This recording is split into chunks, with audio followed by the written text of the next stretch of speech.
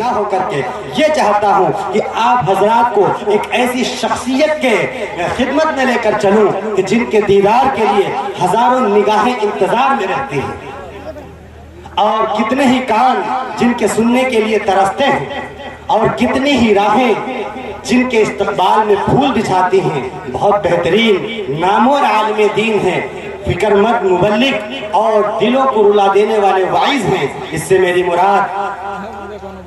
میری مراد خطیب ذیشان، خطابت کی دنیا کی عزت و شان، اہل سنت والجماعت کے ترجمان، ماہر وید و قرآن حضرت مولانا عبداللہ سالم صاحب قاسمی دامت برکاتہ العالیہ ہے۔ میں جناب کو ان اشعار کے ساتھ دعوت دینا چاہ رہا ہوں کہ با ادب پھر ادب کا مقام آ رہا ہے، با ادب پھر ادب کا مقام آ رہا ہے، محمد کا اب یہ غلام آ رہا ہے۔ سخن کی حلاوت کرے ناز جس پر، سخن کی حلاوت کرے ناز جس پر، وہی آج شیریں کلام آ رہا ہے۔ منور کرے دل کو جس کی خطابت، منور کرے دل کو جس کی خطابت، خطابت کا اب وہ امام آ رہا ہے۔ موصوف 22 پر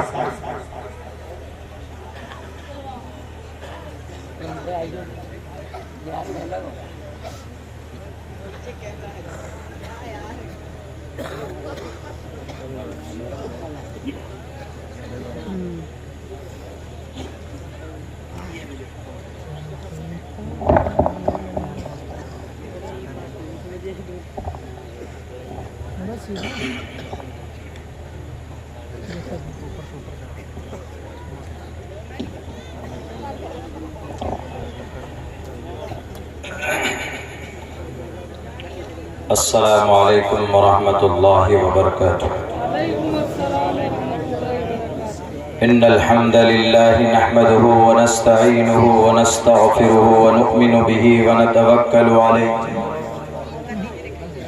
ونعوذ باللہ من شرور انفسنا ومن سیئات اعمالنا، من يهده اللہ فلا مضل له ومن يضلله فلا هادي له، ونشهد أن لا إله إلا الله وحده لا شريك له، ونشهد أن سيدنا ومولانا محمدا عبده ورسوله۔ أما بعد فأعوذ بالله من الشيطان الرجيم، بسم الله الرحمن الرحيم، الف لام میم ذالک الکتاب لا ریب فیہ ھدی للمتقین۔ وقال اللہ تبارک وتعالی فی القرآن المجید، وإنه لتنزیل رب العالمین۔ صدق اللہ العظیم۔ قال رسول اللہ صلی اللہ علیہ وسلم، خيركم من تعلم القرآن وعلمه۔ وقال النبي صلى الله عليه وسلم، طلب العلم فريضة على كل مسلم، أو كما قال النبي عليه الصلاة والسلام۔ All compliments, all physical prayer and all monetary worship are for Allah. Peace be upon you, O Prophet. Allah's mercy and blessings, peace be upon us and righteous slaves of Allah subhanahu wa ta'ala. I bear witness that no one is worthy except of Allah subhanahu wa ta'ala. In the name of Allah, the most gracious, the most merciful, my Lord, expand me my praise, it is my task for me. Remove the impediment from my speech so they may understand what I say. Udara sarva evaite jnani tatmeva maimatam, asthitah sahiyuktatma mameva muttamam gatim।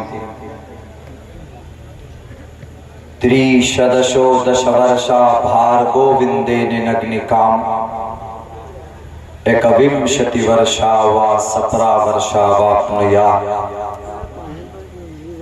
यथा वायुं समाश्रिते सर्वजीवन्ते जन्तवा, तथा ग्रस्तामा वर्तते इतारा शरामा नराशंस महाप्रिय मस्यज्ञ नराशंसम वाजिनम वाजत्री शैदीरम पूषणम सन्मैरीभे रथम न दुर्गा दवसवा सुदानवो विश्वसम मात्रो अहंसो निष्पिपर्ता। ओम नमः भगवते वासुदेवाय विश्वेश्वरा आदि पुरुष अपरंपार अल्लेख पुरुषा नमः। सदर महफिल गिरामी क़द्र मुअज़्ज़ज़ उलमाए किराम और इस इस्लाह माशरा के बैनर तले जमा होने वाले हमारे गयूर मुसलमानों, नौजवान साथियों, पर्दे में बैठकर इस जलसे को सुनने वाली हमारे समाज के इज़्ज़तदार माँ और बहनों,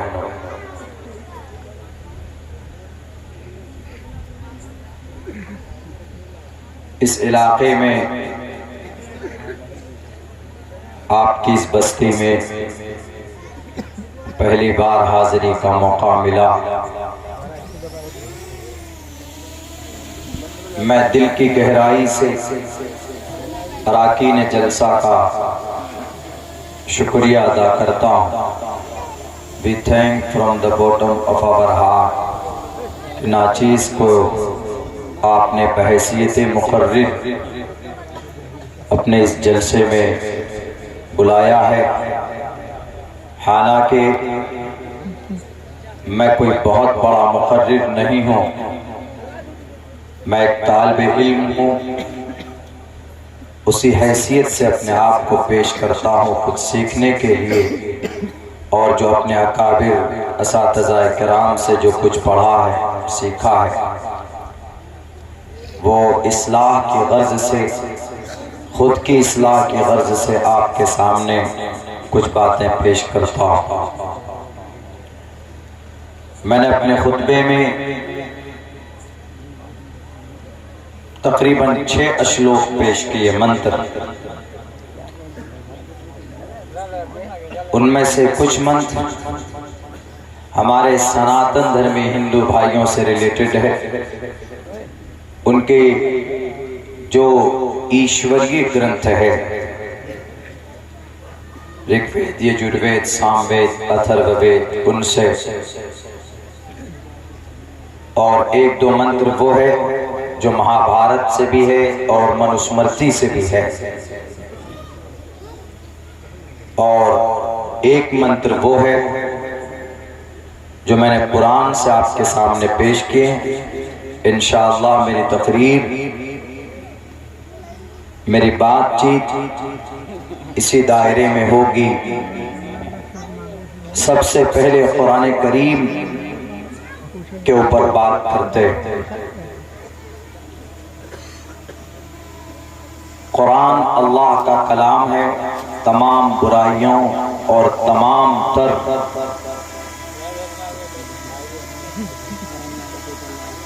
शर्र व फसाद का इलाज इस कुरान करीम के जरिए से मुमकिन है। शर्त यह है कि इस कुरान से मोहब्बत होनी चाहिए, इसकी तालीम ज़्यादा से ज़्यादा आम हो, लफ्ज़न और मानन दोनों। इसके साथ साथ जनाबे मोहम्मदुर रसूलुल्लाह सल्लल्लाहु अलैहि वसल्लम की ज़ात गिरामी है, उनकी जो सीरत व सुन्नत है, हम मुसलमानों को उस पर भी अमल करने की सख्त ज़रूरत है। दुनिया एतराज़ करती है, करने दीजिए। वो कभी आपके कुरान पर, आपकी शरीयत के किसी हुक्म को लेकर वो इसको बदनाम करने के लिए सोशल मीडिया पे आते हैं और एक झगड़ा पैदा करके चले जाते हैं। हालांकि जब اس کے اوپر ریسرچ ہو، تحقیق ہوتی ہے تو پتہ چلتا ہے کہ نہیں یہ بات تو ویسی ہی تھی، اس بیچ میں بہت کچھ بگڑ چکا ہوتا ہے، سماج اور معاشرے کا بہت نقصان ہو چکا ہوتا۔ میں سینہ تان کر کہتا ہوں،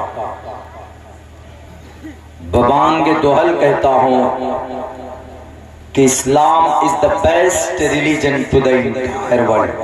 پوری دنیا کے اندر سب سے بہتر نظام اور سسٹم اگر کسی کے پاس ہے تو اسلام کے پاس ہے۔ کچھ کہنے والے کہتے ہیں کہ 1450 سال کا عرصہ گزر چکا ہے، جو چیز پرانی ہوتی ہے اس کو چھوڑ دیتے ہیں، نئی چیز کے لوگ عاشق ہوتے ہیں، نئی چیز طلب کرتے ہیں، لیکن ہمارا قرآن، ہماری شریعت وہ ہے جو کبھی پرانی نہیں ہوتی۔ ہماری شریعت بلکہ اب سے 1458 سال پہلے جس نظریے کے ساتھ، جس عقیدے کے ساتھ، جن اغراض و مقاصد کے ساتھ رب نے آسمان سے زمین پر اس کو اتارا تھا، انہی اغراض و مقاصد کے ساتھ آج بھی پیغام زندہ ہے اور کل قیامت تک یہ زندہ رہے گا، اس کے اندر کوئی تبدیلی کی گنجائش نہیں ہے۔ جو اعتراض کرتے ہیں یا تو وہ جہالت کی وجہ سے کرتے، ناخواندگی کی وجہ سے کرتے، وہ کہتے ہیں کہ کیا ضرورت ہے آج اس ماڈرن زمانے میں قرآن و حدیث کے تعلق سے اس پر عمل کی کیا ضرورت ہے، نئے جنریشن کو ترقی دینا ہے تو کچھ اور البرٹ آئنسٹائن کی بات مانی جائے اور جدید ٹیکنالوجی جو دنیا میں کامیابی کی، جس کو ایک پلیٹ فارم مانتے ہیں، اس کو اپنایا جائے۔ میں کہتا ہوں ہماری شریعت کہتی ہے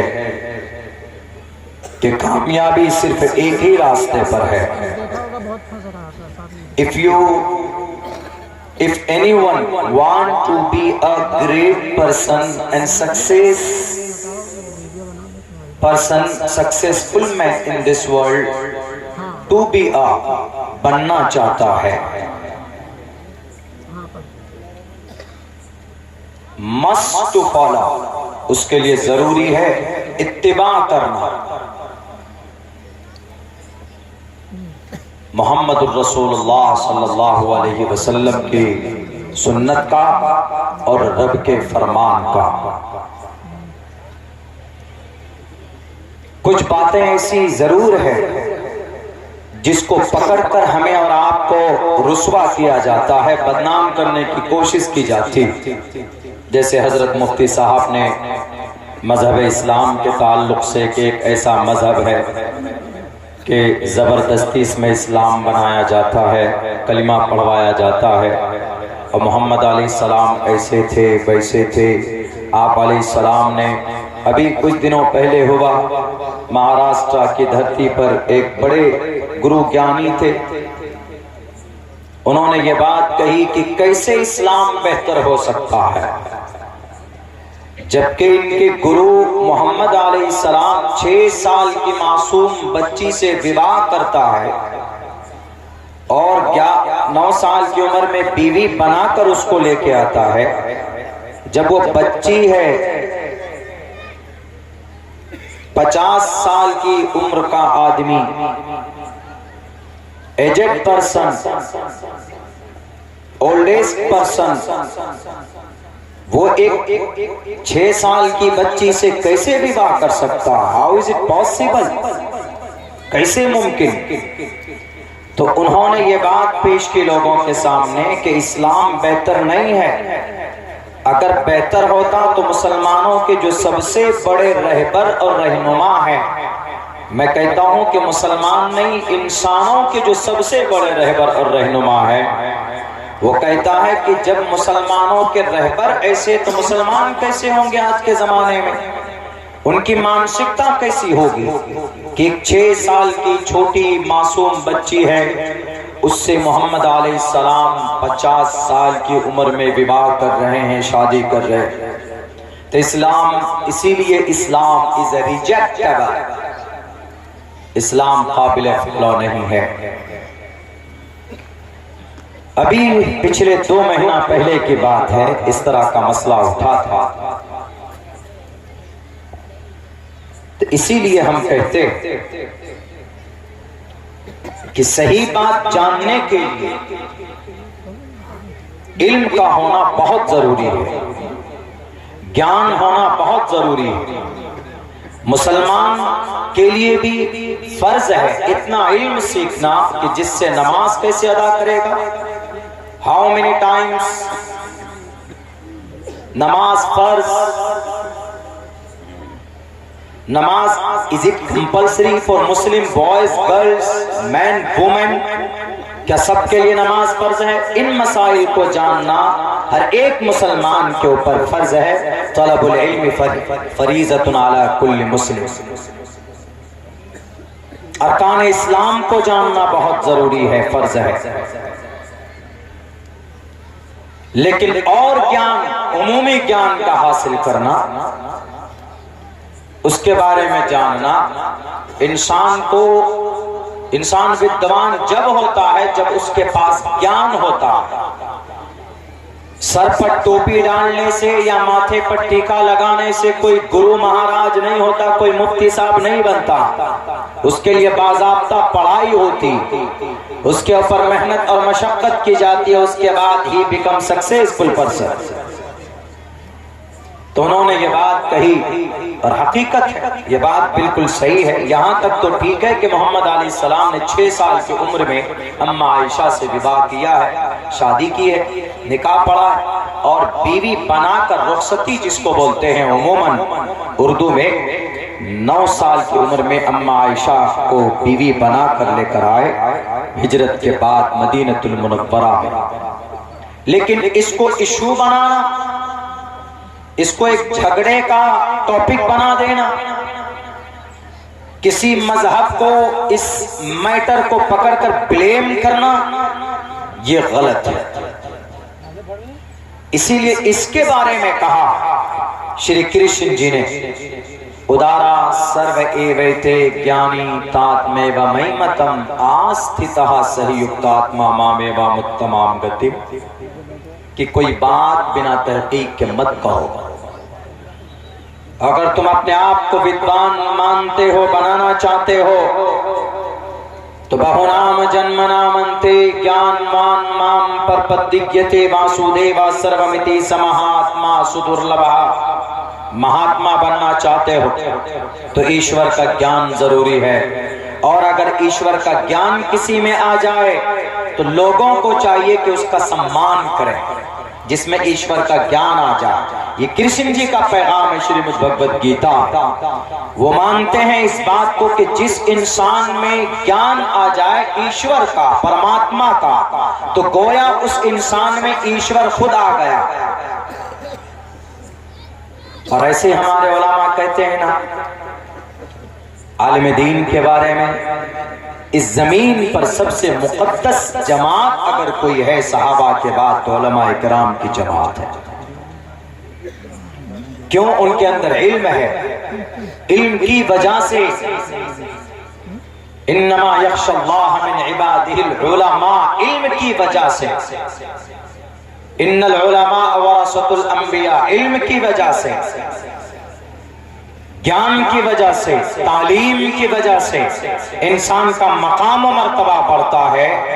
ایسے نہیں، بہرکیف ایک الگ مسئلہ ہے، تو ان کو گیان کی کمی ہے، ان کو گیان صحیح سے نہیں ہے اس مسئلے میں، اس تعلق سے کہ محمد علیہ السلام نے ایسا کیوں کیا اپنی جیونی میں، کیا صحیح تھا کرنا۔ ہم تو اتنا جانتے ہیں کہ نبی پاک علیہ السلام کسی کے اوپر ظلم کرنے والے نہیں تھے، نہ مرد ہو، نہ عورت ہو، نہ مرد ہو، نہ بوڑھے بچے، ہندو مسلم کرسچن جین بودھ، اپنی سوسائٹی کے لیے اگر کوئی جگت پتی تھا، اگر اس دنیا کو بچانے والی کوئی مقدس ہستی ہے تو اس ذات کا نام، اس شخص کا نام جناب محمد رسول اللہ صلی اللہ علیہ وسلم۔ تو پھر یہ مسئلہ کیا ہے 6 سال اور 9 سال؟ تو یہاں تھوڑی سی ریسرچ کی ضرورت ہے۔ علماء جانتے ہیں، معتبر روایات میں ہے کہ اما عائشہ سے وواہ اور نکاح حضرت ابو بکر صدیق رضی اللہ تعالی عنہ نے نکاح پڑھایا، اور عمر اس وقت تقریباً 6 سال کی تھی، اور جب رخصتی کا وقت آیا تو اس وقت اما عائشہ ان کی عمر تقریباً 9 سال کی تھی۔ ایک دو روایت میں ہے 14 سال یا 12 سال یا 13 سال، لیکن مستند اور معتبر روایت میں یہ بات ہے۔ لیکن بات وہی، سوال تو وہی ہے کہ اتنی چھوٹی بچی کا وواہ اور رخصتی بیوی کیسے بنا سکتے؟ تو ہم نے یہ بات کہی، ہم نے یہ بات ان سے کہی کہ یہ مسئلہ ایسا نہیں ہے کہ اس کو پکڑ کر آپ بیٹھ جائیں، آپ اس کو لے کر بلیم کریں، رسوا کریں، ذلیل کریں۔ تو مجھے ایک جگہ سے فون آیا، وہی مہاراشٹرا سے، کہا کہ مولانا 18 تاریخ کو ڈیبیٹ ہے، ان سے گرو جی سے، مہاپرش صاحب سے، انہوں نے آپ کی شریعت کے بارے میں یہ بات کہی ہے، تو اس لیے ہماری ذمہ داری بنتی ہے کہ ہم ان سے ڈیبیٹ کریں، بات کریں صحیح کیا ہے، کیونکہ انہوں نے انٹرویو میں یہ کہا ہے کھل کر کہ میں نے کوئی غلط بات نہیں کہی۔ 75 FIR ہوئے، ان پر کیس بک کیا گیا، لیکن کوئی کارروائی نہیں ہوئی۔ بہرکہ یہ تو ان کا پرشاسن کا معاملہ۔ تو انہوں نے صاف یہ انکار کی، صاف اس نے بتایا کہ میں نے کوئی غلط بات نہیں کہی، میں نے وہ بتایا ہے جو مسلمانوں کے شاستر میں ہے، جو مسلمانوں کے دھرم گرنتھ میں ہے، جو مسلمانوں کے حدیث کی کتاب میں ہے، اور ہے، بالکل ہے۔ تو اسی لیے اگر کسی کو ڈاؤٹ ہو تو میرے سے آئے، میں ان کو جواب دے سکتا ہوں۔ تو 18 تاریخ کو یہ بات طے ہوئی کہ کچھ گرو لوگ پہنچیں گے، مسلمانوں سے بھی کچھ ودوان پہنچیں گے، علماء کرام پہنچیں گے۔ جانے سے پہلے میرے پاس بھی مجھے رابطے میں لیا گیا کہ مولانا عبداللہ آئیے آپ بھی اس میں شرکت کیجئے، یہ مسئلہ کیا ہے محمد علیہ السلام کے بارے میں۔ ہم نے کہا کہ بھئی ہم سے زیادہ آپ جانتے ہیں اللہ کے نبی کی سیرت کو اس تعلق سے، میں تو ایک طالب علم ہوں، غلطی بھی کر سکتا ہوں، لیکن آپ لوگ تو بڑے مفسر ہیں، کوئی محدث ہیں، کوئی شیخ الحدیث ہیں، کوئی ادب کے استاد ہیں، کوئی تفسیر کے استاد ہیں، آپ زیادہ بہتر سمجھ سکتے ہیں۔ انہوں نے کہا کہ جو بات آپ کہتے ہیں ٹھیک ہے وہی ہے، لیکن مسئلہ یہ ہے کہ اس کو سمجھائیں کیسے، کیونکہ he doesn't believe in Quran in حدیث، وہ قرآن اور حدیث کو مانتا ہی نہیں۔ ہم اگر کہیں گے کہ اللہ کے نبی علیہ السلام نے شادی کی اس عمر میں، مقصد یہ تھا، یہ کچھ، اور اما عائشہ کی عمر اس وقت 9 سال تھی، 9 سال میں اس زمانے میں وہاں کے آب و ہوا کو دیکھتے ہوئے، جغرافیائی حالات کو دیکھتے ہوئے، کلائمیٹ کو دیکھتے ہوئے، ویدر سسٹم کو دیکھتے ہوئے، اما عائشہ اس عمر میں بالغہ ہو چکی تھی۔ جب لڑکی بالغ ہو جائے تو نکاح اور وواہ کرنے میں نو ڈاؤٹ کوئی پرابلم نہیں، کوئی دقت نہیں ہے میڈیکل سائنس کے حساب سے۔ تو اس حساب سے اما عائشہ تو ایبل تھی، لیکن کیونکہ وہ بلیو نہیں کرتا نا قرآن احادیث کی تفسیر میں، اگر وشواس کرتا تو کیسے مانتا؟ ہم نے کہا کہ سمپل علاج، مجھے 5 دن کا وقت دیجئے۔ مجھے 5 دن کا سمے دیا گیا، میں نے تحقیق شروع کی، رگ وید، یجروید، سام وید، اتھرو وید کو میں نے کھول کے دیکھا۔ اس کے بعد وہاں پر کوئی مسئلہ نہیں ملا۔ کس کا؟ چائلڈ میرج جس کو بولتے ہیں، بچپن میں شادی بچوں، حالانکہ انڈین قانون میں، ہمارے سمویدھان میں کوئی پراودھان نہیں ہے، جرم ہے۔ 18 سال سے کم کی عمر کی اگر بچی ہے اور لڑکا اگر 21 سال سے کم ہے تو وہ شادی نہیں کر سکتا، قانون اپرادھ ہے، جرم ہے۔ لیکن ہماری شریعت اس میں اجازت یہ ہے اگر لڑکی 12 سال کی ہو جائے شی بیکم بالغہ، وہ بالغ ہو جاتی، لڑکا 14 سال کی عمر کا ہو جائے بالغ ہے، وہ دونوں آپس میں وواہ کر سکتے۔ لیکن اسلام میں یہ بھی پراودھان ہے اگر کسی لڑکی یا لڑکے کے پیرنٹس ماں باپ اگر بچپن میں ہی وواہ کرنا چاہیں، نکاح کرنا چاہیں تو کرا سکتے ہیں، لیکن اس کے لیے شرط ہے پیرنٹس کا راضی ہونا، ان کے ولی کا موجود ہونا۔ یہ اسلامک شریعت میں یہ پراودھان ہے، انڈین قانون میں نہیں ہے۔ انڈین قانون کے اندر 18 سال ماسٹ ہے، ضروری، اس سے پہلے وواہ نوٹ الاؤڈ، شادی نہیں۔ بلکہ اب تو بالغ ہونے کے بعد ایک دوسرا راستہ نکالا ہے۔ کون سا دوسرا راستہ ہے؟ وہ لیو ان ریلیشن کا، لیو ان ریلیشن، ناجائز سمبند میں رہنے کا، یعنی بنا شادی کے شادی والی زندگی گزارنے کا۔ ایک نوجوان لڑکا، ایک نوجوان لڑکی، ایک الگ پروسیس ہے، وہ یونیفارم سول کوڈ کے ڈھانچے میں، اسٹرکچر میں اس کو لایا گیا۔ خیر، تو انہوں نے ہم سے بات کہی کہ مولانا، تو ہم نے تحقیق شروع کی، رگ وید میں نہیں، یجروید میں نہیں، سام وید اتھرو وید میں بھی نہیں، پران میں بھی ہم کو نہیں ملا۔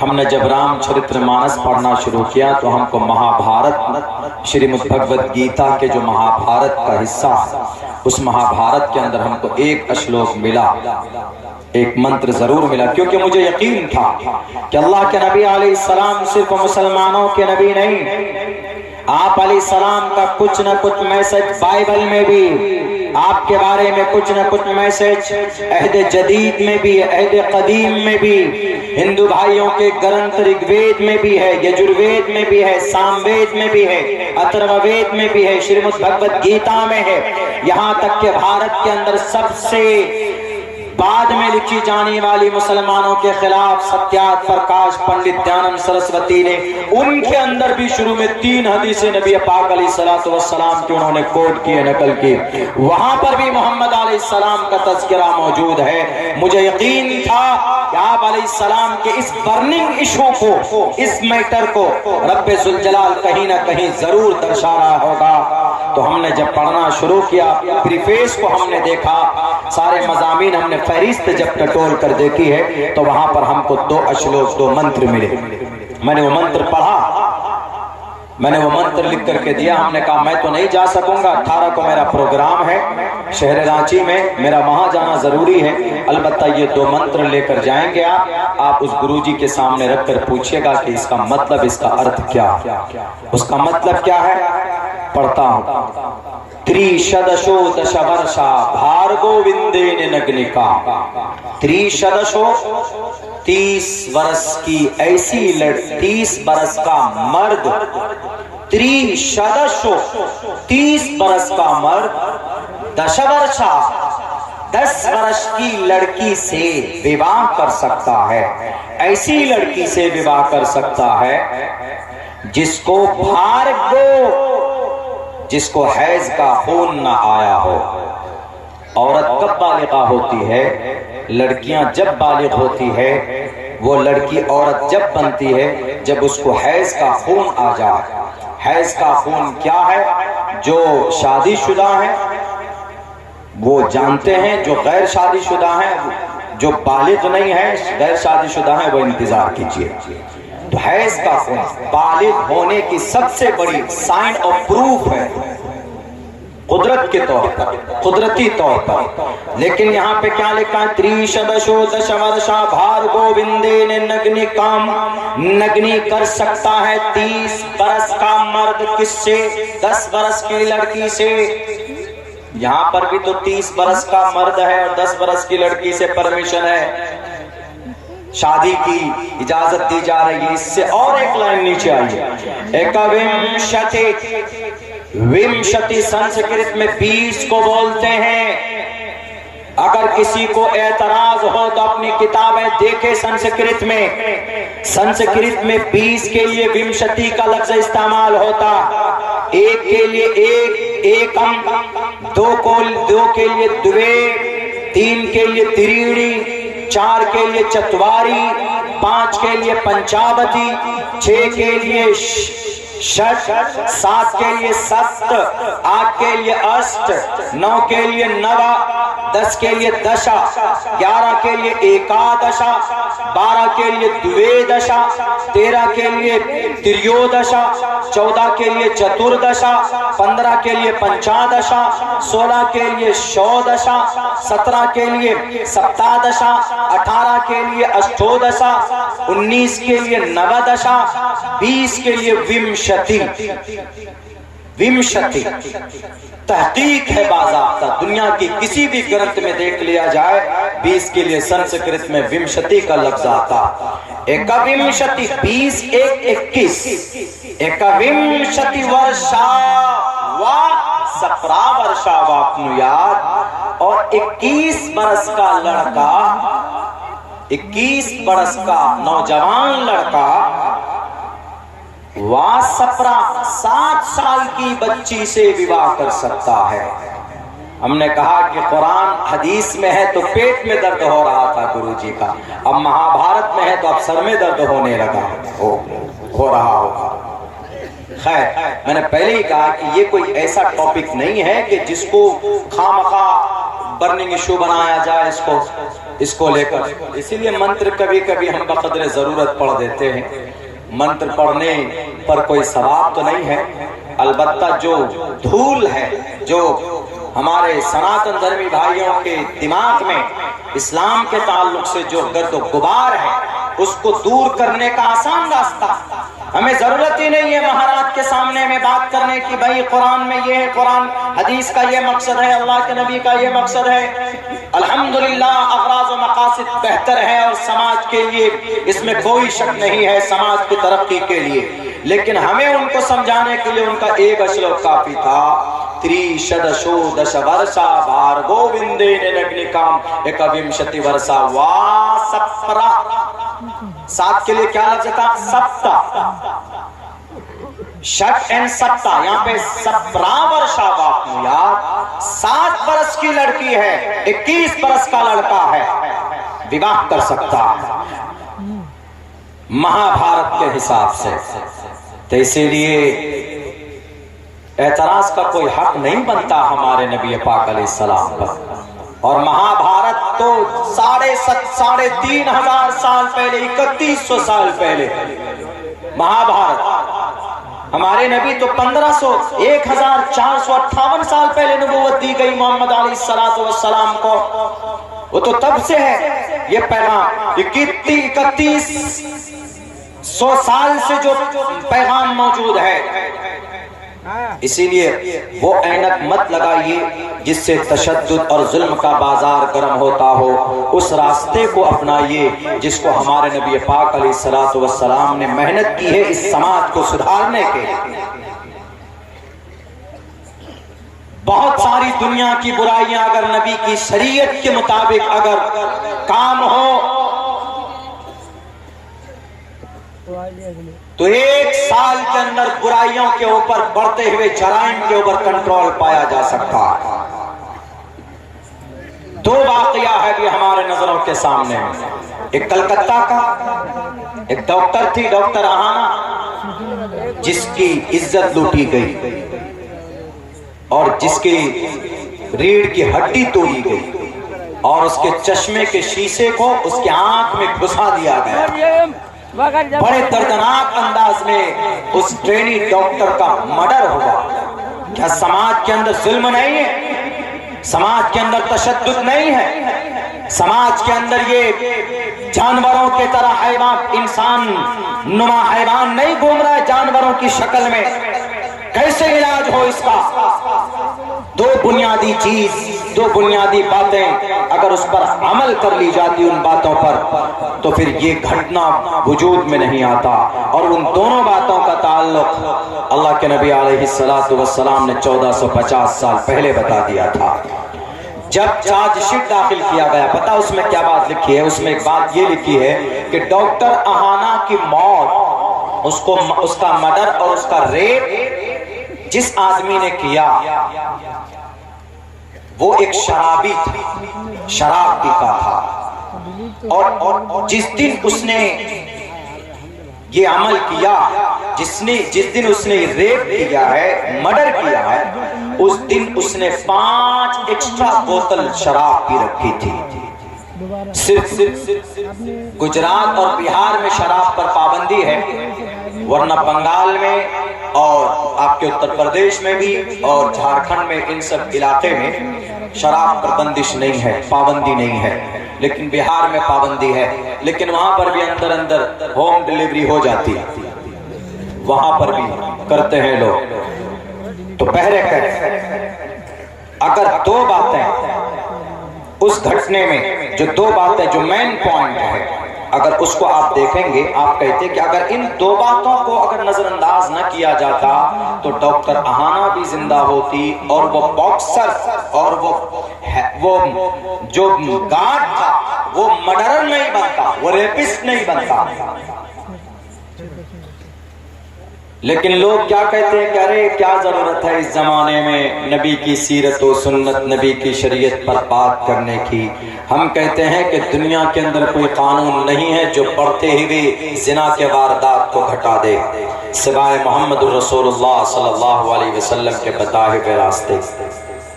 ابھی ہمارے ملک ہندوستان میں ہر 1 منٹ میں 45 ریپ ہوتا، 45 واردات ہوتے ہیں۔ اگر ان باتوں پر عمل کر لیا جائے تو ہم لکھ کر پتھر پر دینے کے لیے تیار ہیں کہ 1 منٹ میں 45 کیا 45 منٹ میں بھی 1 ریپ نہیں ہو سکتا۔ ریپ ہو جاتا ہے، عزت لوٹی جاتی ہے، تب جا کر اس کو پھانسی کی سزا ہوتی ہے، یا اس کو 14 سال کے لیے بنواس، آجیون کاراواس کی سزا دی جاتی ہے۔ ایسا کوئی عمل لاؤ نا کہ ریپ ہونے سے پہلے، مجرم بننے سے پہلے اس بیماری وہ وجود میں نہ آئے۔ وہ کہیں نہیں ملے گا دنیا کے کسی سمویدھان میں، اگر کہیں مل سکتا ہے تو قرآن و حدیث کے اندر اس کا علاج مل سکتا۔ شراب کی وجہ سے زنا کے واردات ہوتے، اور شراب اللہ کے نبی علیہ السلام نے پہلے زمانے میں، اس زمانہ جاہلیت میں شراب بہت آسانی سے اس کا استعمال ہوتا تھا، ہر گھر میں شراب۔ جب شراب حرام نہیں ہوئی تھی، نشہ آور چیزیں، اللہ کے نبی علیہ السلام کے بارے میں کہا گیا کہ وہ نشیلی پدارت سے لوگوں کو نکالیں گے۔ نرا شنسم واجنم واجتری شیدیرم پوشنم سنمیریم ہے رتھم درگاد وسوا سدانو وشو سماترو، یعنی وہ دنیا کی گندگی سے لوگوں کو نکال کر ایک بہتر وشو میں تبدیل کرنے والی اگر مقدس ہستی کوئی ہے تو اس ذات کا نام، اس شخصیت کا نام نراشنس ہے، اور نراشنس کا دوسرا نام عربی کے اندر محمد صلی اللہ علیہ وسلم۔ آپ علیہ السلام نے کیا کہا شراب کے بارے میں؟ گندی چیز ہے۔ وَلَا تَشْرِبِ الْخَمَرَ فَإِنَّهَا مِفْتَاحُ كُلِّ شَرٍ، تمام برائیوں کی جڑ شراب۔ یعنی آپ نارمل حالت میں جو گناہ نہیں کر سکتے، آپ شراب پینے کے بعد you can do very easy، آسانی سے کر سکتے ہیں، بڑی آسانی کے ساتھ۔ شراب پی جاتی تھی بطور فیشن، جیسے آج کسی کے گھر میں کوئی مہمان جائے تو آپ چائے پیش کر دیتے ہیں، چائے لیجئے، کچھ نہیں صحیح تو آپ 1 کپ چائے لیجئے، چائے پی لیجئے۔ اس زمانے میں بھی ایسا ہوتا تھا، زمانہ جاہلیت میں، بلکہ زمانہ جاہلیت کے بعد جب نبوت ملی اللہ کے نبی علیہ السلام کو تو کچھ سالوں کے بعد شراب کی حرمت نازل ہوئی ہے، لیکن شراب کی حرمت سے پہلے شراب عام پیتے تھے۔ حضرت انس، حضرت ابو طلحہ کے گھر بیٹھے ہیں اور ہاتھ میں شراب کا گلاس ہے، شراب پی رہے ہیں، آواز آئی الا ان الخمر قد حرمت، آواز لگائی جا رہی ہے. حضرت طلحہ کے کان میں آواز پہنچی تو حضرت طلحہ نے کہا یا انس ذرا دیکھو باہر کس بات کی آواز ہے. حضرت انس نے کہا کہ اللہ کے نبی کی طرف سے پیغام ہے کہ آج اسی وقت سے شراب حرام ہے، ناجائز ہے، ناپاک ہے. شراب کے قریب مت جاؤ، شراب تمام برائیوں کی جڑ ہے. انما الخمر والمیسر والانصاب والازلام رجس من عمل الشیطان. دو باتوں کا چرچا میں کروں گا اس میں کہ شراب اور جوا جو ہمارے سماج میں ہے، ہمارے معاشرے میں ہمارا نوجوان طبقہ جو ان دونوں بیماریوں میں پڑ کر اپنی جوانی کو برباد کر رہے ہیں، اپنی قیمتی جوانی کو، اس کے بارے میں رب کہتا ہے کہ یہ شیطان کے افعال ہیں. آپ جو شراب پیتے ہو نوجوانوں، تو شراب آپ کی کڈنی کو ڈیمیج کرتی. آپ شراب پیتے ہو تو شراب کی وجہ سے آپ کی عقل معوف ہو جاتی. آپ شراب پیتے ہو تو شراب کی وجہ سے آپ گالیاں بھی بک سکتے، آپ دوسروں کو برا بھلا بھی کہہ سکتے، آپ اپنی بیوی کو طلاق بھی دے سکتے. شراب کی حالت میں آپ زنا کے مرتکب بھی ہو سکتے، اور ہوا ہے. اسی لیے اللہ کے نبی علیہ السلام نے بعض لفظوں میں کہا کہ وَلَا تَشْرِبِ الْخَمَرَ، اے نوجوان شراب مت پینا، اس لیے کہ شراب تمام برائیوں کی جڑ ہے. شراب ناپاک ہے، شراب گندی چیز ہے.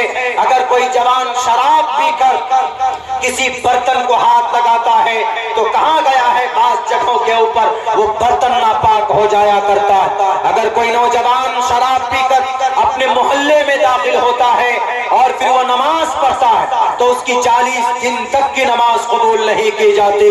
اگر کوئی شرابی شراب پی کر اپنے گھر میں سماج میں آتا، سور کھانے والا سور کھاتا ہے تو اس کا وبال اس پر ہوگا. آپ سور کھا لیجئے، اس کی سزا، اس کا وبال آپ کے اوپر ہو سکتا، دوسرے لوگ اس کے ذمہ دار نہیں ہیں. لیکن اگر شرابی شراب پی کر معاشرے میں داخل ہوتا ہے، گاؤں کے اندر آتا ہے، تو 40 گھر تک اس کی نحوست اس کو بھگتنا پڑتا. یہ اتنی گندی چیز ہے. اسی لیے اللہ کے نبی نے کہا الا ان الخمر قد حرمت from now and today the alcohol has been prohibited. آج سے شراب کے اوپر پرتبند لگا دیا گیا. کوئی شراب نہ پیے. وہ صحابہ تھے جن کی کان میں آواز پہنچی تو حضرت طلحہ نے کہا کہ انس، جو گلاس ہے تمہارے ہاتھ میں، اس میں جو دو سیپ اور 2 گھونٹ جو شراب بچی ہوئی ہے، اس کو بھی اٹھا کر پھینکو. اس لیے کہ سچا عاشق رسول وہی ہوتا ہے، سچا محب رسول وہی ہوتا ہے.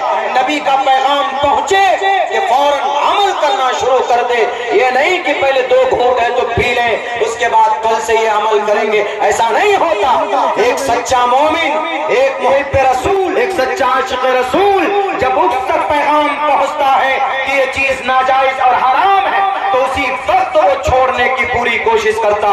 حضرت ابو طلحہ نے کہا کہ اٹھاؤ مٹکوں کو جن جن کے اندر شراب بھری ہوئی ہے، باہر نالیوں کے اندر ڈال دو. میرے بھائیوں، میرے نوجوانوں، شراب حرام کر دی گئی. کیوں؟ اس لیے کہ شراب بہت گندی چیز ہے. اس کے بعد تب جا کر ڈاکٹر اہانا کی ریڑھ کی ہڈی، اس کی گردن کی ہڈی توڑی. اگر وہ نارمل حالت میں ہوتا تو کبھی بھی اتنا بڑا گناہ نہیں کر سکتا. یہ ایک دن میں نہیں ہوا. اس کا ایک دوست تھا، وہ اس کے دوست کا کوئی بھائی یا کوئی رشتہ دار وہاں پر ٹریٹمنٹ کے لیے آیا تھا، علاج کے لیے آیا ہوا تھا. تو وہ اس ہاسپٹل کا رکشک تھا، باکسر تھا، اس ہاسپٹل کا پروٹیکٹر تھا، محافظ تھا. تو وہ جب گیا وہاں پہ اپنے دوست کے پاس، پیشنٹ اس کے پاس تیمارداری کے لیے، عیادت کے لیے، تو وہ ڈاکٹر آئی، لیڈی ڈاکٹر، ابھی بہت زیادہ عمر بھی نہیں تھی اس کی. تو وہ ڈاکٹر اسی وقت دیکھا اس ظالم نے، اس کی نیت بگڑ گئی. اس کے بعد وہ پلاننگ کرنے لگا، سازشیں، اور موقع کے فراق میں تھا. موقع محل دیکھ کر جس دن وہ 5 بوتل شراب لے کر آیا پارٹی کی اپنے دوست کے ساتھ، اسی دوست کے ساتھ جس کا بھائی مریض بنا ہوا تھا، بیڈ پہ لیٹا ہوا تھا، اس کے ساتھ 5 بوتل شراب پیتا ہے. 2 بوتل پیتا ہے، 3 بوتل رکھی ہوئی ہے شراب. اس کے بعد 12 بجے رات میں گیا اپنے اس بھائی کے پاس وہاں جب ڈاکٹر ہاسپٹل میں دیکھیں گے آپ کے رات کو 2 بجے 3 بجے 12 بجے وہ لوگ اپنی ڈیلی روٹین چیک اپ میں نکلتے کون سے مریض کی کیا حالت ہے کیا استھتی ہے. تو جب وہ وہاں پہ پہنچا تو وہ ڈاکٹر آئی. ڈاکٹر اہانہ آنے کے بعد اس آدمی نے شراب پی رکھی تھی. اس کی منہ سے جب بدبو آنے لگی تو ڈاکٹر نے کہا کہ تم نکلو یہاں سے نہیں تو پولیس کو بلا کر تم کو جیل میں ڈلوا دوں گا. نوٹ الاؤ, اجازت نہیں ہے شراب پینے کے بعد اندر آنے کے لیے. تو وہ کچھ وہاں پر چھیڑتا ہے اس کو بیرک ہے. اسی بیچ میں اس کا فون آتا اس لیڈی ڈاکٹر کا گھر سے کہ بیٹی تم کب آ رہی.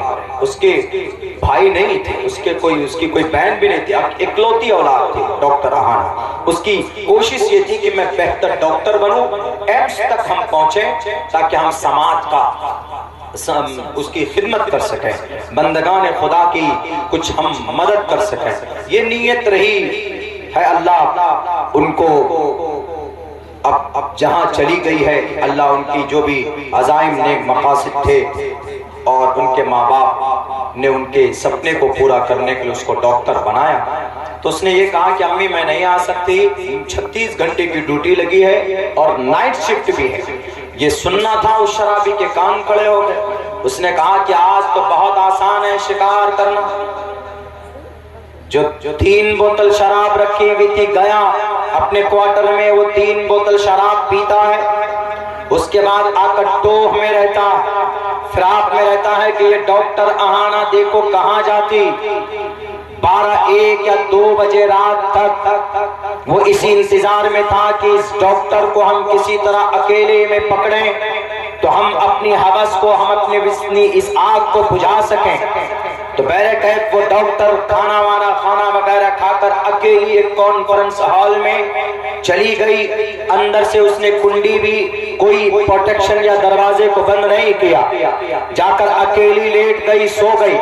یہ آدمی پیچھے سے جاتا ہے, دروازہ بند کرتا ہے, 1 گھنٹہ تک وہاں پر رہتا ہے. 1 گھنٹہ تک رہتا ہے. پہلے ہی حملے میں اس کی کلائی کی ہڈی توڑ دی تھی, جو کہ وہ باکسر تھا اور باڈی گارڈ تھا. تو ظاہر سی بات ہے کہ جسمانی اعتبار سے کافی مضبوط رہا ہوگا.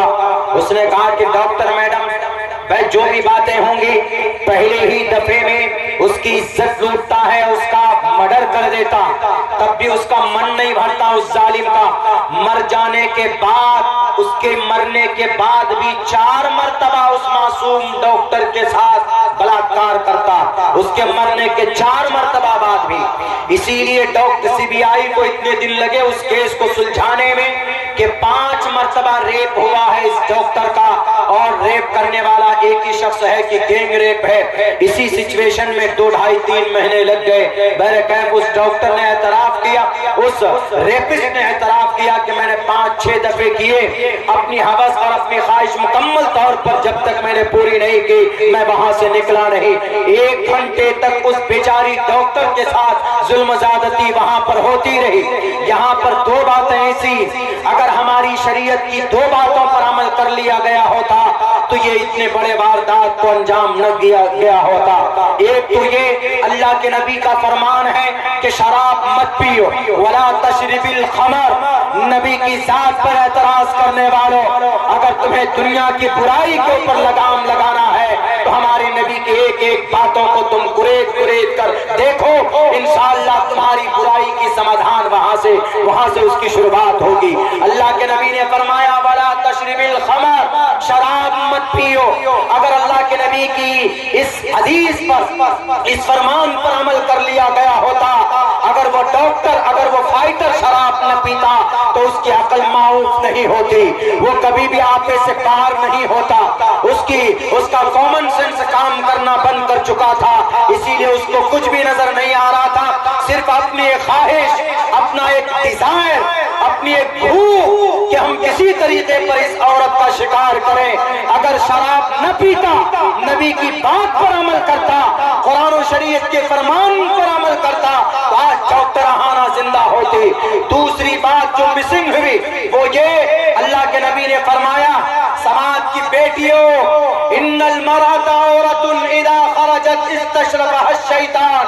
اللہ کے نبی فرماتے ہیں عورت ان المرأة عورت پردے کی چیز ہے، ان المرأة عورت پردے کی چیز ہے، اذا خرجت جب وہ باہر نکلتی ہے استشرقها الشیطان تو شیطان اس کے پیچھے نکلتا۔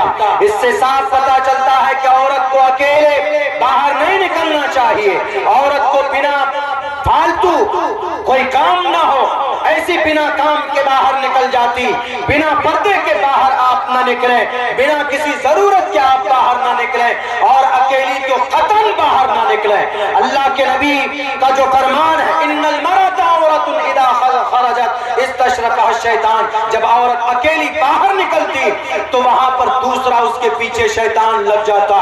اگر وہ ڈاکٹر اہانا اس پر عمل کرتی، اپنے ساتھ کسی بچے کو رکھتی، اپنے ساتھ یا اپنے کلاس میٹ کسی نرس کو رکھتی، اپنے ساتھ کسی لیڈی نرس کو اپنے ساتھ رکھتی تو اس کی عزت کی حفاظت ہو سکتی تھی، اس کی جان کی حفاظت ہو سکتی تھی۔ اس بیماری کا سمادھان اگر کہیں تھا تو ہماری شریعت میں تھا، اگر اس پر عمل کیا گیا ہوتا تو اتنے بڑے بڑے گندے واردات وجود میں نہ آتے۔ اس کو بولتے ہیں شریعت اسلام، اسی لیے اس کو کہا گیا ہے اسلام is the best religion to the world، اسلام دنیا کا سب سے بہترین مذہب ہے۔ کیوں؟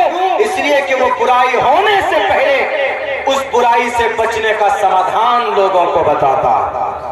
اسی لیے اسلام کے بارے میں کہا گیا کہ بھئی اسلام ایک ایسا مذہب ہے جو عملی اعتبار سے بچانے کے لیے بھی لوگوں کو ایک راستہ بتاتا۔ اب یہاں پر دو باتیں بہت اہم ہیں۔ آج ہماری سماج کی مائیں بہنیں پردہ نہیں کرتی۔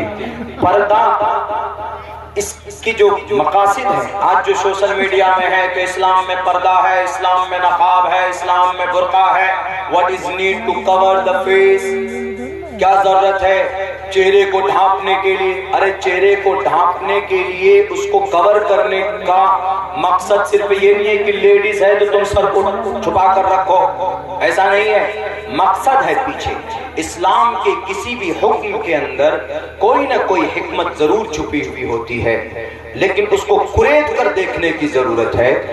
تو یہاں پر بھی ایک مقصد ہے جو پردے کے لیے 7 آیتیں قرآن میں ہے، تقریباً 70 احادیث مبارکہ ہے۔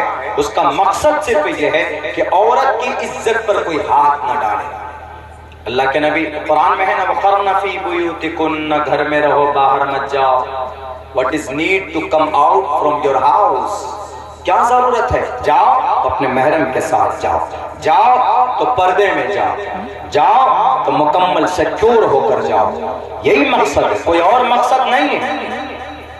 پردے کا صرف یہی مقصد ہے۔ دنیا والوں، ڈاکٹر اہانا اگر پردہ کرتی، اس کے بال کھلے ہوئے نہ ہوتے، اس کی شکل کھلی بھی نہ ہوتی اور اکیلی نہ ہوتی تو آج ڈاکٹر اہانا زندہ ہوتا۔ اسی لیے اسلام کو انڈر اسٹیمیٹ کرنے والوں، اسلام کو خواہ بدنام کرنے والوں، کوئی بھی حکم اسلام کا فائدے سے خالی نہیں ہے۔ مثال کے طور پر ہم لوگ ٹوپی دیکھیں، سر پہ ہم لوگ ٹوپی رکھتے ہیں۔ آپ سے کوئی پوچھے کہ what do you wear the cap, کیا مقصد ہے آپ کا، تو آپ کیا کہیں گے؟ دس از میتھڈ آف پروفیٹ محمد صلی اللہ علیہ وسلم۔ آپ کہیں گے کہ بھئی اللہ کے نبی کی سنت ہے، اسی لیے۔ اور ایک سنت پر کوئی عمل کرتا ہے تو اس کو 100 شہیدوں کا ثواب ملتا۔ الحمدللہ فساد امت کے وقت ہمارے نوجوان تو سلمان خان، شاہ رخ خان کے دیوانے، ان کے فیشن پر تو چلتے، لیکن ہماری نبی کی سنت پر عمل کرنے کے لیے تیار نہیں۔ نوجوانوں، آج بھی یقیناً اگر آپ کو قرآن و حدیث سے، سنت سے محبت ہو جائے تو اللہ کی مدد آج بھی آ سکتی ہے۔ ادھارن دیتا، نام نہیں لوں گا، وہ نام جو جھگڑا کا وشے بن جاتا آپ کے اتر پردیش میں، سرزمین انبیاء۔ سرزمین انبیاء میں اب تک تقریباً 17,000 صرف معصوم بچے شہید کیے گئے۔ میں صرف بتانا کہ قرآن اور سنت سے محبت کی طاقت کیا ہے، میں وہ بتانا چاہتا ہوں۔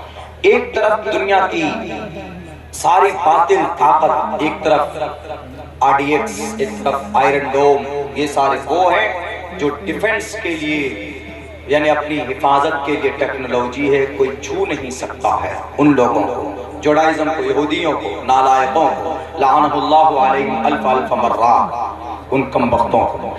70,000 تو صرف معصوم بچے، 60,000 مرد عورت سب شہید کیے گئے ملا جلا کے پچھلے 13 مہینے سے ایسا ہوا۔ لیکن کیا وہ زمین تباہ ہو گئی؟ کیا وہ جگہ بالکل اس زمین سے، روئے زمین سے اس کا نام و نشان مٹا دیا گیا؟ بالکل نہیں۔ وہاں آج بھی لوگ زندہ ہیں، اور آج بھی بھلے ہی ملبے پہ کھڑے ہو کر نماز ادا کر رہے ہیں، جمعے کی نماز میں خطبہ دیتے ہیں اور اللہ کے پیغام کو عام کرتے ہیں۔ پتہ ہے کس چیز نے ان کو ثابت قدم رکھا؟ ہم اور آپ تو شاید اتنے دیوانے نہ ہوں، ہم اور آپ تو شاید اتنی قرآن سے اتنی محبت نہ ہو، اللہ کے نبی سے اتنی محبت نہ ہو، لیکن وہاں کے نوجوانوں میں آج یہ امنگ موجود ہے۔ پچھلے 13 سال سے، پچھلے 13 مہینے سے ان پر ہمیشہ کبھی بم، کبھی گولی، کبھی بارود، کبھی بیلسٹک میزائل، کبھی کچھ۔ زیادہ لمبا ایریا نہیں ہے، 40 کلومیٹر ہے لمبا، 12 کلومیٹر چوڑا یہ ایریا ہے، 40-42 لاکھ لوگ رہتے ہیں۔ لیکن کیا اس جگہ کو اس روئے زمین سے ختم کر دیا گیا؟ نہیں ختم کیا گیا۔ صرف 4,000 نوجوان وہ ہیں جنہوں نے یہودیوں کو، ان کے ظلموں کو اور ان کے ناپاک ارادے کو مٹی میں اگر ملایا ہے تو وہ 4,000 نوجوان ہیں۔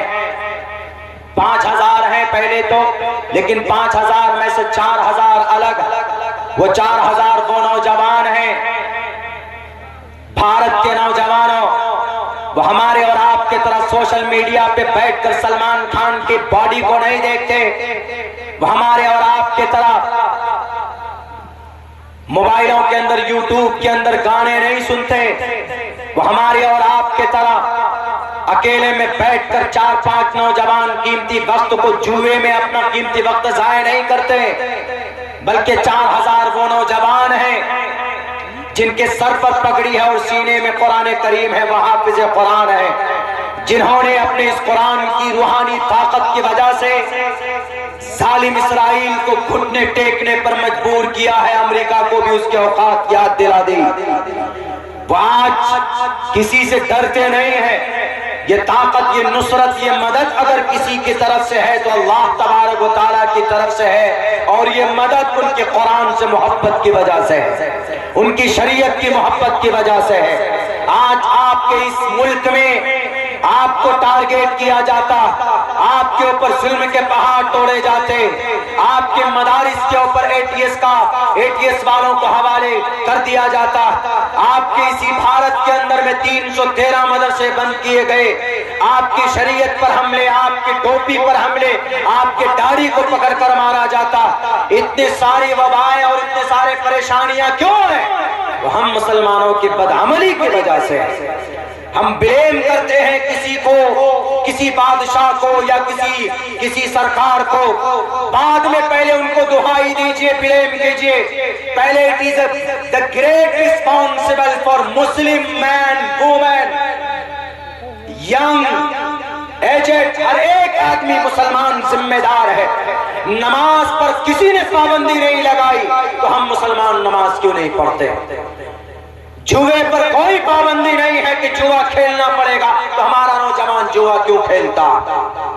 شراب پینے پر کیا کوئی زبردستی ہے کہ تمہیں شراب کی بوتلیں منہ میں لگا کر رکھنی پڑے گی؟ تو کیوں نوجوان شراب پیتا ہے پانی کی طرح؟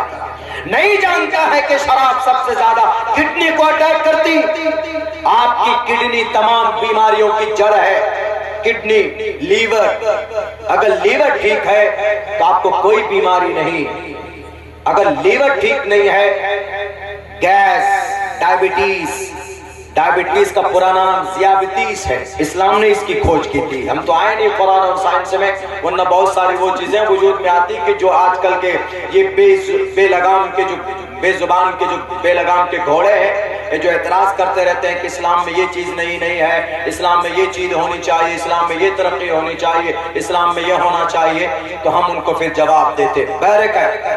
کہنا یہ چاہتا ہوں کہ شراب پیتے ہیں تو آپ کی آرگنز میں سب سے پہلے شراب آپ کی کڈنی کو آپ کی لیور کو ڈیمیج کرتی، اور لیور اگر آپ کی ذرہ برابر فیٹی ہو جائے، بیمار ہو جائے، تو آپ کو ایسیڈیٹی ہوتی ہے، گیس کے مریض ہو سکتے ہیں، آپ کو پریشر کے مریض ہو سکتے ہیں، آپ کو ڈائبٹیز کی بھی شکایت ہو سکتی ہے، آپ کو ہارٹ اٹیک بھی ہو سکتا ہے۔ ساری بیماریوں کی جڑ لیور۔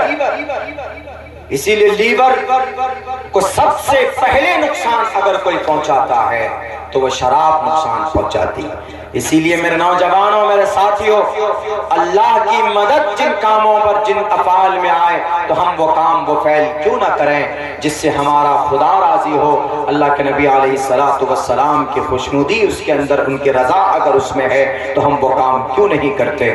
میرے بھائیوں، تو آج کھلی ہوئی مدد اگر دنیا دیکھ رہی ہے، مجبور ہے اب ظالم یہودی کہ نہیں بھئی اب کچھ نہیں کر سکتے، کچھ نہیں ہو سکتا، یہ تو پتہ نہیں کیا کھا کر آئے، ہر دوسرے دن تیسرے دن ان کے کندھے میں بچے کی لاش ہے، تب بھی ان کی زبان پر ہے حسبنا اللہ و نعم الوکیل۔ پتہ ہے یہ جملہ کن کا تھا؟ حسبنا اللہ و نعم الوکیل۔ جب نمرود آج تو کچھ نہیں ہے، آج تو چھوٹی سی زمین پر تمہارا قبضہ ہے، کلاسن توپ اور آئرن ڈوم لے کر بیٹھے ہو تو غرور کرتے ہو۔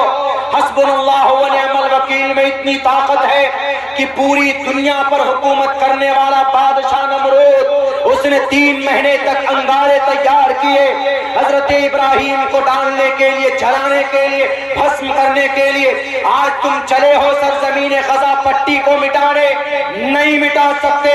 رب ذوالجلال کی ذات موجود ہے، اللہ تبارک و تعالیٰ وقتی طور پر تم نے کچھ لوگوں کو تکلیف پہنچائی، 17,000 بچے شہید ہوئے، جنت چلے گئے ہیں، اور جن لوگوں کو تم نے مارا وہ شہید ہو گئے، اور شہید مرتا نہیں زندہ ہوتا، رب کے پاس ان کو رزق دیا جاتا ہے، ان کے مقام اور درجات بلند ہوں گے۔ لیکن تمہارے ناپاک ارادے دنیا والوں، تم اگر یہ چاہتے ہو کہ ہم اپنی طاقت کی وجہ سے ان ٹوپی اور داڑھی والوں کو ان کے اوقات یاد دلائیں گے، تو یاد رکھو ٹوپی اور داڑھی کی نسبت قرآن و سنت سے ہے، اور قرآن کا تعلق ڈائریکٹ اللہ سے ہے۔ قرآن کو کوئی نہیں مٹا سکتا، قرآن کا محافظ اللہ ہے۔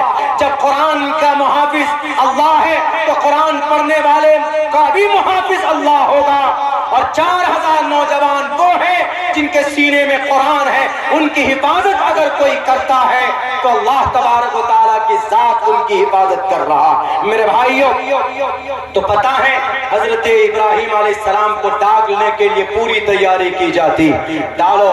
حضرت ابراہیم، حضرت جبرائیل تشریف لاتے ہیں کہ اے خلیل اللہ، اے ابراہیم آپ کچھ بول نہیں رہے ہیں، آپ بولیے، میں آیا ہوں مدد کے لیے۔ یہ آپ کو آگ میں ڈالنے، آپ کا وجود، آپ ختم ہو جائیں گے، آپ کی ذات، آپ کا نام و نشان مٹ سکتا۔ حضرت ابراہیم نے کیا کہا تھا مسلمانوں؟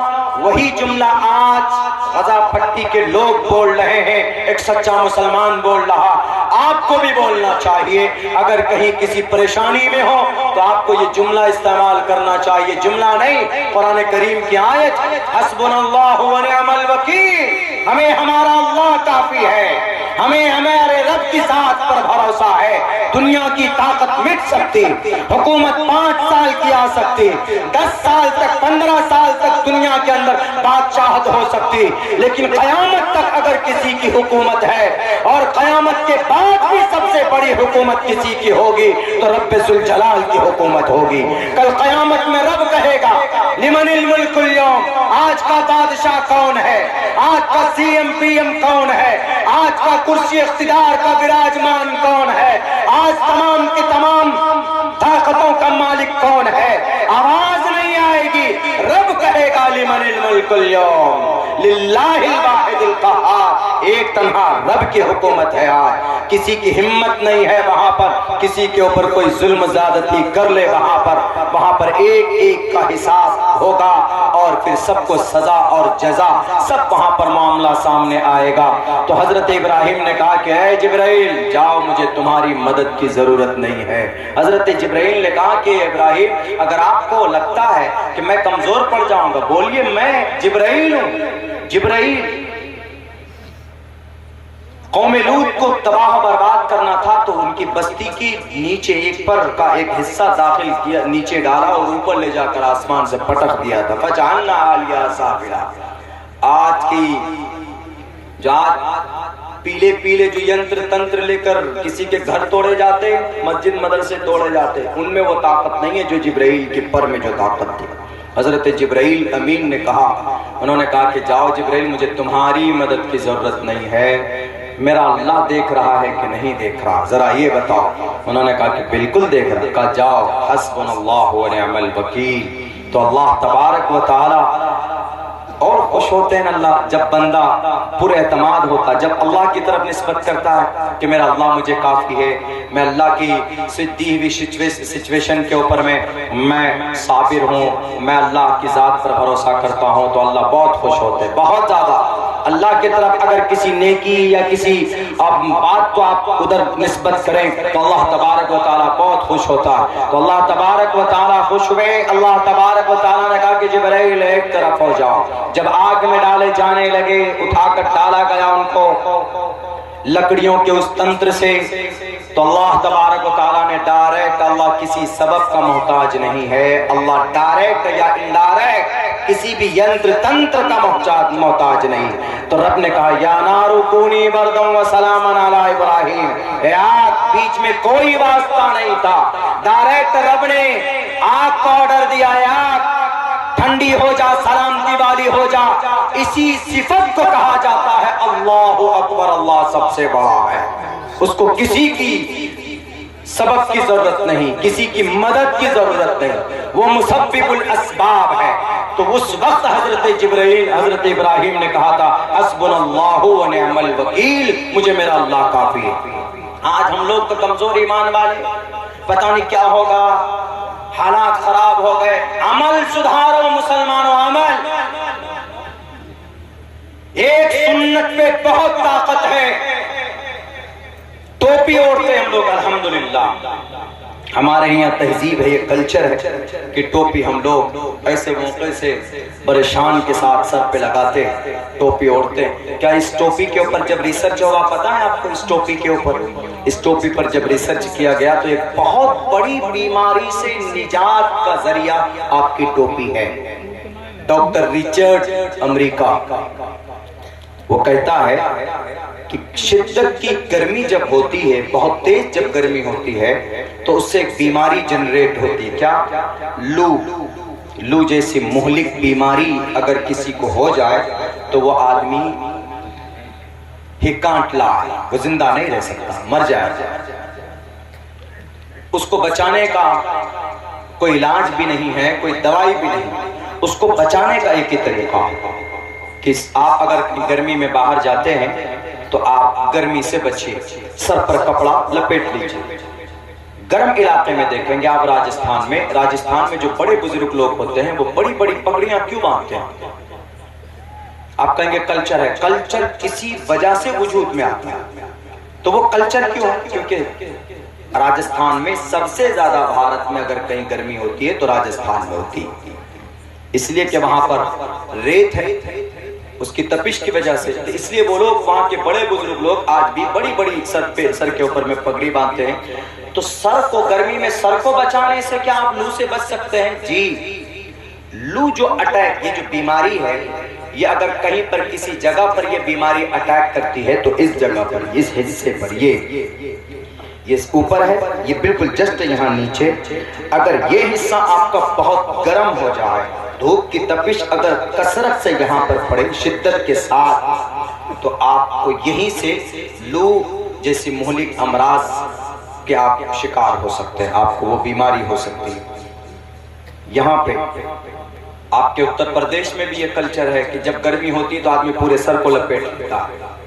کیوں؟ اس لیے کہ لو نہ لگے. حالانکہ سر کو گرمی سے بچانے کی کوشش کی جاتی ہے، لیکن ڈاکٹر کا یہ ریسرچ پیش کر رہا ہوں، میں کوئی جھوٹ نہیں بول رہا ہوں. تو ان سے جب پوچھا گیا کہ اس بیماری سے کیسے بچا جائے تو انہوں نے کہا کہ اگر لو سے بچنا ہے تو ایک ہی طریقہ ہے، کنٹینیو ویئر دا کیپ، ہمیشہ ٹوپی استعمال کیجئے.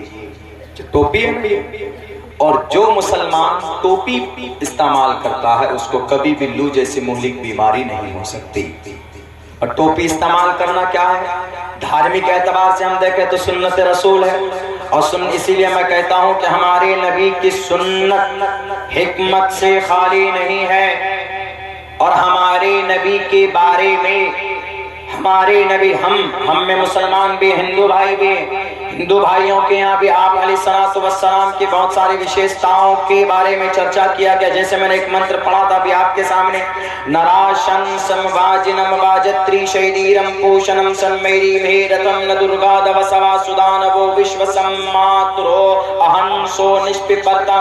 اخیر میں ایک جملہ ہے، اس میں کہا گیا نراشنس لوگوں کو گناہوں سے نکالے گا، لوگوں کو نراشنس will free from sins, will free the people from sins. نراشنس محمد لوگوں کو گناہوں سے باہر کرے گا. لوگ کون سے گناہ میں تھے؟ آپ علیہ السلام جب آئے تو لوگ شرک کے گناہ میں تھے، لوگ نماز نہیں پڑھتے تھے، یعنی ایک اللہ کے علاوہ کئی خداؤں کو مانتے تھے.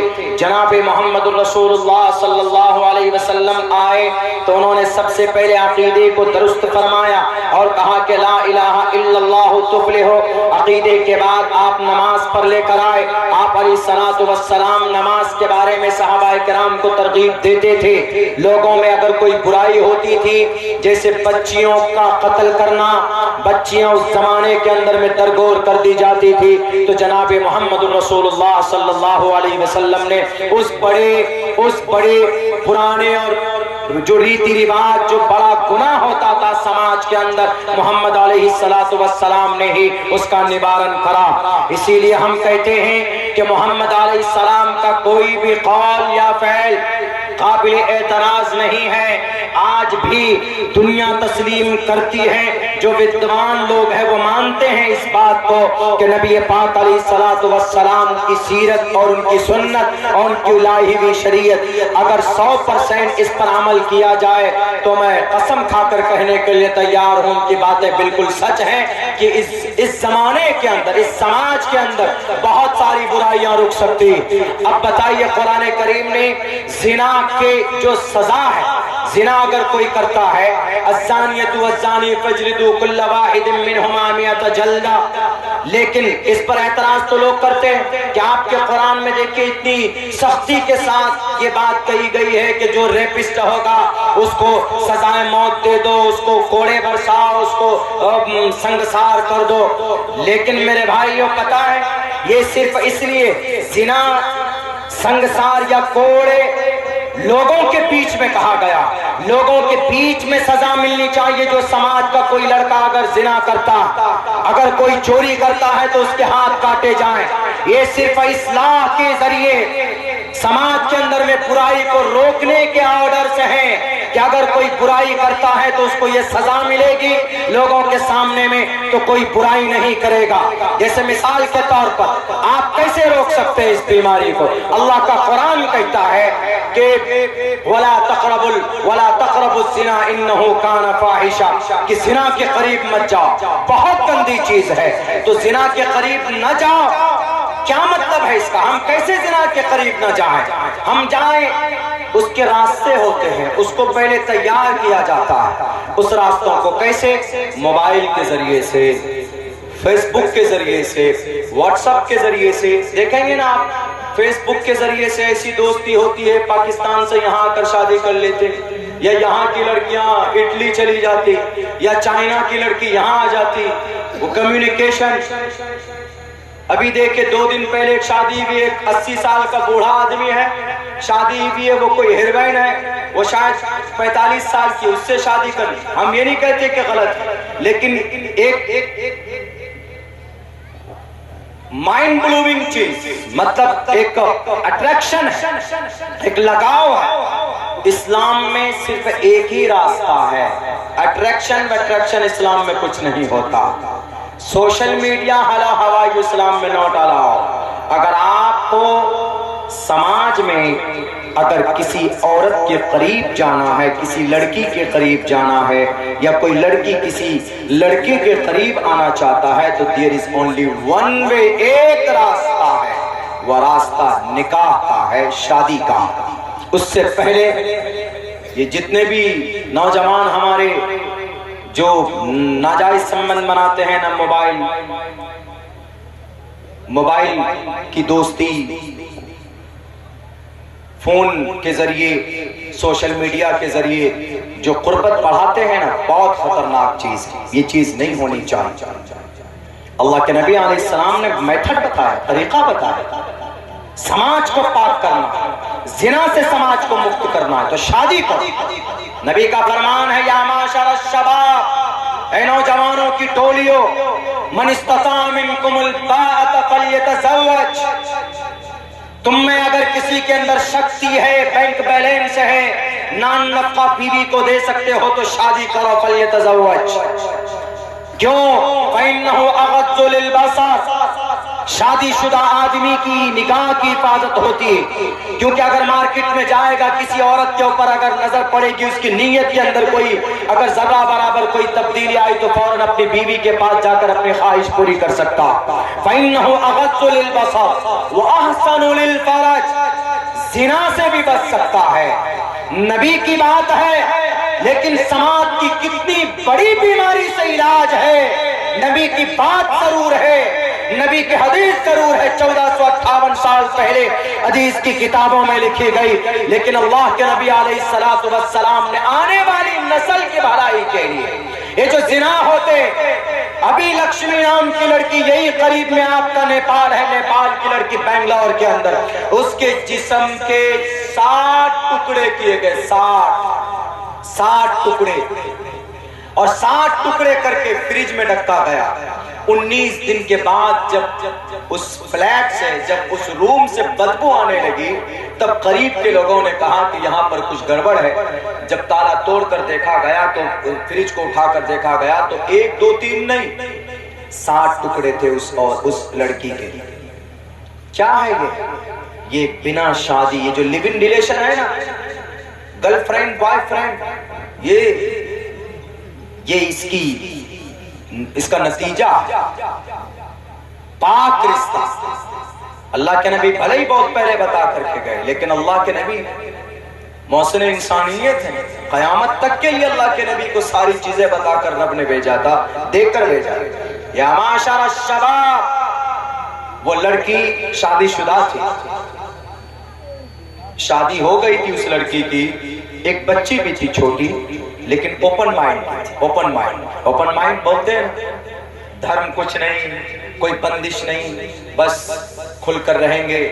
تو اس کے شوہر نے کہا کہ تم میری بیوی ہو، میری دھرم پتنی ہو، تم یہ بیٹی ہماری ہے، اور تم جاتی ہو کسی سے بات کرتی ہو، تم کو میں نے دیکھا ہے رات کو 2 بجے بھی تم میسج کرتی ہو، please talk to me, I am not feeling sleepy, رات کو نیند نہیں آ رہی ہے، تمہاری یاد آ رہی ہے، اناپ شناپ اس طرح کہ کرتے ہیں نا دل پھیک عاشق لوگ۔ ہمارا نوجوان طبقہ سب کچھ بھلا کر یہی کام کرتے ہیں، بہت خطرناک اور بہت مہلک مرض ہے۔ بازارو لینگویج استعمال کر رہا ہوں، معاف کیجئے گا۔ تو پتہ ہے اس کے شوہر نے کہا کہ تمہارا سب کچھ میں ہوں، تم کو جو چاہیے میرے ساتھ کرو۔ اس عورت نے کہا کہ نہیں، مجھے نہیں چاہیے، میں اوپن مائنڈ ہوں، مجھے کھل کر زندگی گزارنے دو۔ تو شوہر نے اس سے کہا کہ ٹھیک ہے، تم آزاد ہو جاؤ، تم کو جو کرنا۔ وہ گئی جہاں کام کرتی تھی، وہیں کے ایک لڑکے سے دوستی ہوئی، 6 یا 7 مہینے تک دوستی رہی، الگ رہنے لگی تھی۔ ایک اس قانون کے بلبوتے پر جو قانون ابھی بنا ہے نا، یونیفارم سول کوڈ میں 18 سال کی لڑکی 21 سال کا لڑکا بنا شادی کے شادی والی زندگی گزار سکتے ہیں، اسی قانون کے پیش نظر وہ لوگ رہ رہے تھے۔ بھلے ہی وہاں پر یہ قانون امپلیمنٹ نہیں ہوا ہے، لیکن یہ لوگوں کے نوجوان کی دماغ میں یہ بھوت سوار ہو گیا ہے کہ یہ اس طرح کا کوئی جنات ہے کہ اگر وہ جنات کو لے آؤ تو بنا شادی کے بھی زندگی گزار سکتے ہو۔ تو اس طرح کے بھوت ان کے دماغ میں سوار ہوتے ہی 6 مہینے نہیں گزرے تھے، وہ لڑکا اس عورت کے گھر آتی، اس لڑکی اس عورت کے گھر پر رہتی تھی، وہ لڑکا وہ دونوں ساتھ میں مل کر رہتے تھے۔ ایک دن کسی بات پر انمن لڑائی ہوئی، لڑکا گیا اس کا گلا دبا کر مارتا ہے، پھر جاتا ہے باہر سے ایک چاقو لاتا ہے، بیٹھ کر اطمینان سے ایک رات میں کاٹتا، اس کے جسم کے ٹکڑے کرتا اور اس کو پھر فریج میں ڈال کر وہ بھاگ جاتا ہے، اپنے اڑیسہ پہنچ جاتا ہے۔ بہرکیف 19 20 25 دن کے اندر وہ کیس وہ میٹر سولو ہو گیا۔ لیکن کیا ہے اس سے بچنے کا کوئی طریقہ بتاؤ نا دنیا والوں، ہے تمہارے پاس؟ نہیں ہے۔ ہمارے نبی نے کہا، آپ علیہ الصلوۃ والسلام نے کہا، بلکہ قرآن کہتا ہن لباس لکم وانتم لباس لہن، ناجائز سمبند بالکل نہیں، مرد عورت ایک دوسرے کے لباس ہیں۔ نوجوانوں سے اللہ کے نبی فرماتے یا معاشر الشباب من استطاع منکم الباءۃ فلیتزوج، اگر آپ بالغ ہو گئے ہیں، آپ کو شادی کی اچھا ہے، آپ بیوی کو سکشم ہیں، ان کو خرچ دے سکتے ہیں، ان کو جنسی اعتبار سے آپ سکون دے سکتے ہیں، آپ ان کا نام نفقہ ادا کر سکتے ہیں، آپ ان کے ساتھ ایک بہتر زندگی گزار سکتے ہیں، تو رب کریم کا آخری نبی کہتا فلیتزوج، نکاح کرو، فإنہ اغض للبصر وأحسن للفرج۔ اور اگر کسی آدمی میں کوئی نوجوان ہے، جوان ہے، ہٹا کٹا ہے، جنسی خواہشات سے بھی لبریز ہے، یعنی شہوانی قوت بھی ہے، لیکن اب وہ وواہ نہیں کر سکتا because he has no money, he has no house، اس کے پاس گھر نہیں ہے، اس کے پاس پیسے نہیں ہے، وہ شادی نہیں کر سکتا، تو ایسی صورت میں زنا سے بھی بچنا ہے اس کو، تو کیا اپائے ہے کسی کے پاس؟ دنیا کا کوئی حکیم بھی نہیں بتا سکتا کہ سیکس کو کم کرنے کی کوئی دوائی آج تک نہیں بنی۔ کسی کوئی طبیب بتا دے، کوئی حکیم بتا دے، کوئی ڈاکٹر آف MBBS یا MD ڈاکٹر بتا دے، شہوت کو کم کرنے کی کوئی دوائی نہیں بنی ہے، بڑھانے کی دوائی ہے، کم کرنے کی دوائی نہیں ہے۔ لیکن آج اس ماڈرن زمانے میں بھی اگر شہوت کو توڑنے کا طریقہ اگر کوئی بتاتا ہے، کوئی ڈاکٹر کے پاس جب دوائی نہیں ہے، کسی ڈاکٹر کے پاس اس کا علاج نہیں ہے، ہمارے نبی فرماتے ہیں اگر تمہارے پاس شہوانی قوت ہے لیکن تم بیوی شادی نہیں کر سکتے، تم غریب ہو، تم قاری غربت کو دیکھ کر کوئی بیوی لڑکی نہیں دیتا، تم اس کے خرچ برداشت نہیں کر سکتے، تمہارے پاس گھر نہیں ہے، تمہارے پاس بینک بیلنس نہیں ہے، لیکن وہ طاقت تو تمہارے اندر ہے، جنسی خواہشات تو ہر انسان کے اندر ہے، کیسے کنٹرول کرو گے؟ ہمارے نبی نے اس کا بھی علاج بتایا، وَمَن لَّمْ يَسْتَطِعْ، اور جس آدمی میں سکشم نہ ہو، شادی نہیں کر سکتا ہے، وہ یعنی دنیاوی اعتبار سے خرچ برداشت نہیں کر سکتا ہے، تو اللہ کے نبی فرماتے فَعَلَيْهِ بِالصَّوْمِ، روزہ رکھو، روزہ رکھنے سے جنسی خواہی فَإِنَّهُ لَهُ وِجَاءٌ، یہ شہوت کو توڑتا ہے، روزہ یہ شہوت کو کم کرتا ہے۔ مل گئی دوائی، ڈاکٹر کے پاس نہیں، ہمارے نبی کی حدیث میں دوائی مل رہی، بتائیے کوئی دوائی نہیں ہے، لیکن اللہ کے نبی فرماتے ہیں دونوں طریقہ، دونوں راستے۔ اللہ کے نبی نے اس لیے شادیاں کی، اور مسلمانوں میں اس لیے شادی کے رواج، بنا شادی کے نہیں رہ سکتے، مت رہیے، بنا شادی انسان کے فطرت کے خلاف۔ منوسمرتی میں ایک منتر ہے، شروع میں پڑھا تھا، اس کا ویکھیا کرتا ہوں، یتھا وایوں سماشرتے سرو جیونتے جنتا تتھا گرستاما ورتتے اتارا شراما۔ کہتے شادی کیوں ضروری ہے؟ اسلام میں شادی پر کیوں فوکس ہے؟ اسلام میں شادی پر فوکس اس لیے ہے تاکہ لڑکی لڑکا دونوں گناہ سے بچ جائے۔ بچیاں بالغہ ہو، شادی کرائیے، دیر مت کیجیے، لڑکا جوان ہو جائے، بالغ ہو جائے، فوراً شادی کرائیے، بالکل دیر مت کیجیے، اور کوشش ہو اپنی نگرانی میں رکھے اپنے بچوں کو اور اپنی بیٹیوں کو، اپنی لڑکیوں کو، اپنے لڑکوں کو۔ آج جو بچیاں اور بچے ہمارے جو مرتد ہو رہی ہیں نا بچیاں، یہ ہماری اسی کا نتیجہ ہے کہ ہم تساہل سے کام لیتے ہیں۔ کیا کہا گیا اس منتر میں؟ وہی پیغام جو اللہ کے نبی کی حدیث میں یتھا وایوں، وہاں پر ہے یا معاشر الشباب، اے نوجوانوں، نوجوانوں کی جماعت سنو، یہاں پر بھی ہے یتھا وایوں، اے نوجوانوں، منوسمرتی کا منتر ہے، کتنی بہترین بات بتائی، یتھا وایوں سماشرتے سرو جیونتے جنتوا، جیسے ہوا سانس انسان کی زندگی کے لیے ضروری ہے، ایسے ہی انسان کی پوتر زندگی کے لیے شادی ضروری ہے۔ منوسمرتی میں مہاجل پلوان والے منو فرماتے، وقت چونکہ کافی ہو چکا ہے، میں بھی اپنی بات پوری کرنے کی کوشش کرتا ہوں، بس مختصراً یہ باتیں آپ کے سامنے اس کو ویاخیا کر دوں۔ یتھا وایوں سماشریتے سرو جیونتے، جیسے انسان کو زندہ رہنے کے لیے سانس ضروری ہے، ویسے ہی پوتر زندگی کے لیے بیوی ضروری ہے۔ کیوں بیوی ضروری ہے؟ اس لیے ضروری ہے اگر نسل کو آگے بڑھانا۔ پرسوں ہم لوگ ایک ٹرین میں تھے تو اس ٹرین میں 3 آدمی سامنے بیٹھے ہوئے تھے، ان میں سے تینوں اپنے آپس میں بات کر رہے تھے کہ میرا ایک بڑا بھائی ہے، 35 سال کی عمر ہو گئی ہے، ابھی وواہ نہیں ہوا، ان کی شادی نہیں ہوئی ہے، لڑکی ہی نہیں مل رہی ہے، یعنی لڑکی ہمارے سماج میں کم ہے، یعنی ان کے جو جس خاندان سے باتیں، انہوں نے کہا کہ لڑکیاں کم ہیں ہمارے خاندان میں۔ جب شادی نہیں ہوگی اور بچے پیدا نہیں ہوں گے، آج تو ہم دو ہمارے دو کہہ کے بینڈ لگا دیا، پابندی لگا دی، بلکہ ہم تو کہتے ہیں ہم دو ہمارے 5، ہم دو ہمارے 10۔ یہ نوبت تو نہیں آئے گی کہ 35 سال کا ینگ ہے، ویل کوالیفائڈ ہے، لڑکی نہیں مل رہی ہے اس کو۔ ارے جتنی جنریشن بڑھے گی ترقی، ملک اتنا ترقی کرے گا۔ چائنا ہمارے ملک سے بڑی بھی آبادی، سب سے زیادہ ینتر تنتر کہاں پر تیار ہوتے؟ چائنا میں۔ ایک ایک چیز کے محتاج ہم ہوتے ہیں چائنا کے، ہر سارے پارٹس وہاں سے بن کر آتے، کمپیوٹر کا ہو، بائک کا ہو، موبائل کا ہو، آپ کے ساؤنڈ سسٹم کا ہو، کوئی بھی آپ کا کوئی پارٹس آتا ہے تو made in China, from China, China سے بن کے آتا۔ ایسا نہیں ہے کہ جہاں پاپولیشن آبادی زیادہ ہوگی تو وہاں ترقی نہیں ہوگی، اگر ترقی نہیں ہوتی تو چائنا میں نہیں ہوتی۔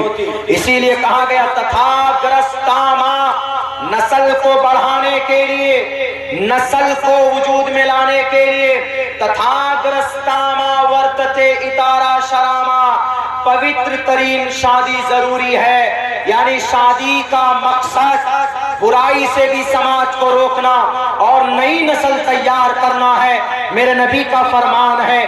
لیکن انسان کو، سماج کو برائی سے پاک کرنے کے لیے اللہ تبارک و تعالیٰ نے محمد رسول اللہ کو بھیجا، اور ہمیں اس بات پر گرو ہے کہ ہم اس نبی کو اپنا آخری نبی مانتے۔ الحمدللہ بہت ساری باتیں ہمارے نبی کی دنیا کے اور شاستروں کے اندر پائی جاتی ہے، اسی لیے ہم گرو سے کہتے ہیں کہ ہم مسلمان ہیں، اس لیے کہ دنیا کے بڑے بڑے لوگوں نے بھی اسلام کے بہت سارے احکامات اور ان کی آئیڈیالوجی کو اپنایا۔ آج جو جدید سائنس نے جو ترقی کی وہ قرآن کریم کی آیت پر اس کی ترقی کی بنیاد رکھی گئی۔ آج جو ماڈرن ڈاکٹروں نے ترقی کی وہ ابو القاسم الزہراوی کی دیے ہوئے فارمولے پر عمل کر کے دنیا نے سائنس ڈاکٹریٹ کی دنیا میں ترقی کی۔ میرے بھائیو، اسلام صرف عبادت کا نام، عبادت والا مذہب نہیں، بلکہ اسلام میں ترقی کے ساری باتیں موجود ہیں۔ کل پرسوں کے بیان میں ایک دانشور کہہ رہے تھے، مولانا آپ کے قرآن میں سائنس نہیں، آپ کے قرآن میں وگیان نہیں، آپ کے قرآن میں میتھ نہیں، آپ کے قرآن میں بہت ساری چیزیں نہیں۔ ہم نے کہا سب کچھ ہے۔ انہوں نے کہا بتائیے آپ کے قرآن کریم کے اندر میں سائنس کہاں ہے، وگیان کہاں ہے؟ ہم نے کہا وَعَلَّمَ آدَمَ الْأَسْمَاءَ كُلَّهَا، سائنس ہے۔ وَيَخْلُقُ مَا لَا تَعْلَمُونَ، وگیان ہے۔ میتھ چاہیے آپ کو، فَلْيَكْتُبْ بَيْنَكُمْ بِالْعَدْلِ، میتھ قرآن میں ہے۔ ہم نے کہا دیکھیے ساری چیزیں قرآن کریم کے اندر ہے کہ نہیں؟ وَأَنزَلْنَا الْحَدِيدَ فِي بَأْسٍ شَدِيدٍ، یہ سب قرآن کریم کے اندر ہے۔ سائنس میں یہ ساری چیزیں اٹکل کے بعد میں وجود میں آئی، اللہ نے قرآن میں پہلے سے بیان کر دیا ہے۔ تبیانا لکل شیء، ایک ایک چیز کو رب ذوالجلال نے بیان کیا ہے قرآن کریم میں۔ غور کرنے کی ضرورت ہے اور اس کو پڑھنے کی اور اس کو سمجھنے کی ضرورت ہے۔ اسی لیے ان دا اینڈ اخیر کے اندر ہم یہی کہیں گے، میرے نوجوانوں، میرے مسلم بھائیوں، آپ کے پاس جو اللہ نے شریعت دی ہے، الحمدللہ الحمدللہ پوری دنیا میں سب سے بہترین نظام اور اس سسٹم اس شریعت کے اندر موجود ہے۔ اس سے حقیقی محبت کیجئے، عملی جامہ پہنائیے اپنی زندگی میں، آپ صرف تقریر سن کر یا جلسے سے کوئی فائدہ نہیں ہونے والا جب تک آپ کی زندگی کے اندر تبدیلی نہ آئے۔ نوجوان ہمارے بہت زیادہ اتسک ہیں، میں نے آج دیکھا ہے کہ آپ کے لکھیم پور میں اس طرح کی محبت کم ملتی ہے کبھی کبھی، لیکن آج ہم نے دیکھا ہے تو میں نے نوجوانوں کو تکبیر، نعرہ تکبیر اللہ اکبر بولتے ہوئے دیکھا، لیکن ہماری زبان سے آواز نکلی کہ اس کے ساتھ ساتھ میں اگر پابند صلاۃ ہو جائیں ہمارے نوجوان تو کتنا اچھا رہے گا۔ ہمارے برے عمل کی وجہ سے اللہ کسی ظالم کو مسلط کرتا ہے، یہ ذہن میں رکھیے گا۔ ہمارے عمل بد کی وجہ سے دنیا میں کہیں پر بھی ہو، چاہے بھارت میں ہو یا اسرائیل میں ہو یا غزہ پٹی میں ہو یا جزیرۃ العرب میں، ہمارے عمل بد کی وجہ سے۔ ادھارن دیتا ہوں، ابھی جو ہماری جو وقف کی پراپرٹی ہے، اس پہ بھی چونکہ بہت بڑا ابھی جگہ جگہ پروگرام ہو رہے ہیں تو 2-3 منٹ میں یہ میں آپ کو سمجھاتا ہوں کہ اس پر وبال کیسے آیا۔ ہم لوگوں کی غلطی کی وجہ سے اس پر وبال آیا۔ 9.5 لاکھ ایکڑ زمین ہے وقف کی ہمارے بھارت میں، 9.5 لاکھ ایکڑ زمین جو آمدنی ہے وقف کی، وہ آمدنی کہاں جا رہی ہے؟ وقف کی پراپرٹی کی آمدنی ہوتی ہے نا، کہیں پر بلڈنگ ہے، کہیں پر فلیٹ ہے، کہیں پر زمین ہے، ٹاور ہے، کہیں پر کوئی کمپنی ہے، کہیں پر کوئی فیکٹری ہے، اس کو لیز پر دیے ہوئے، تو وہ پیسے جا کہاں رہے ہیں؟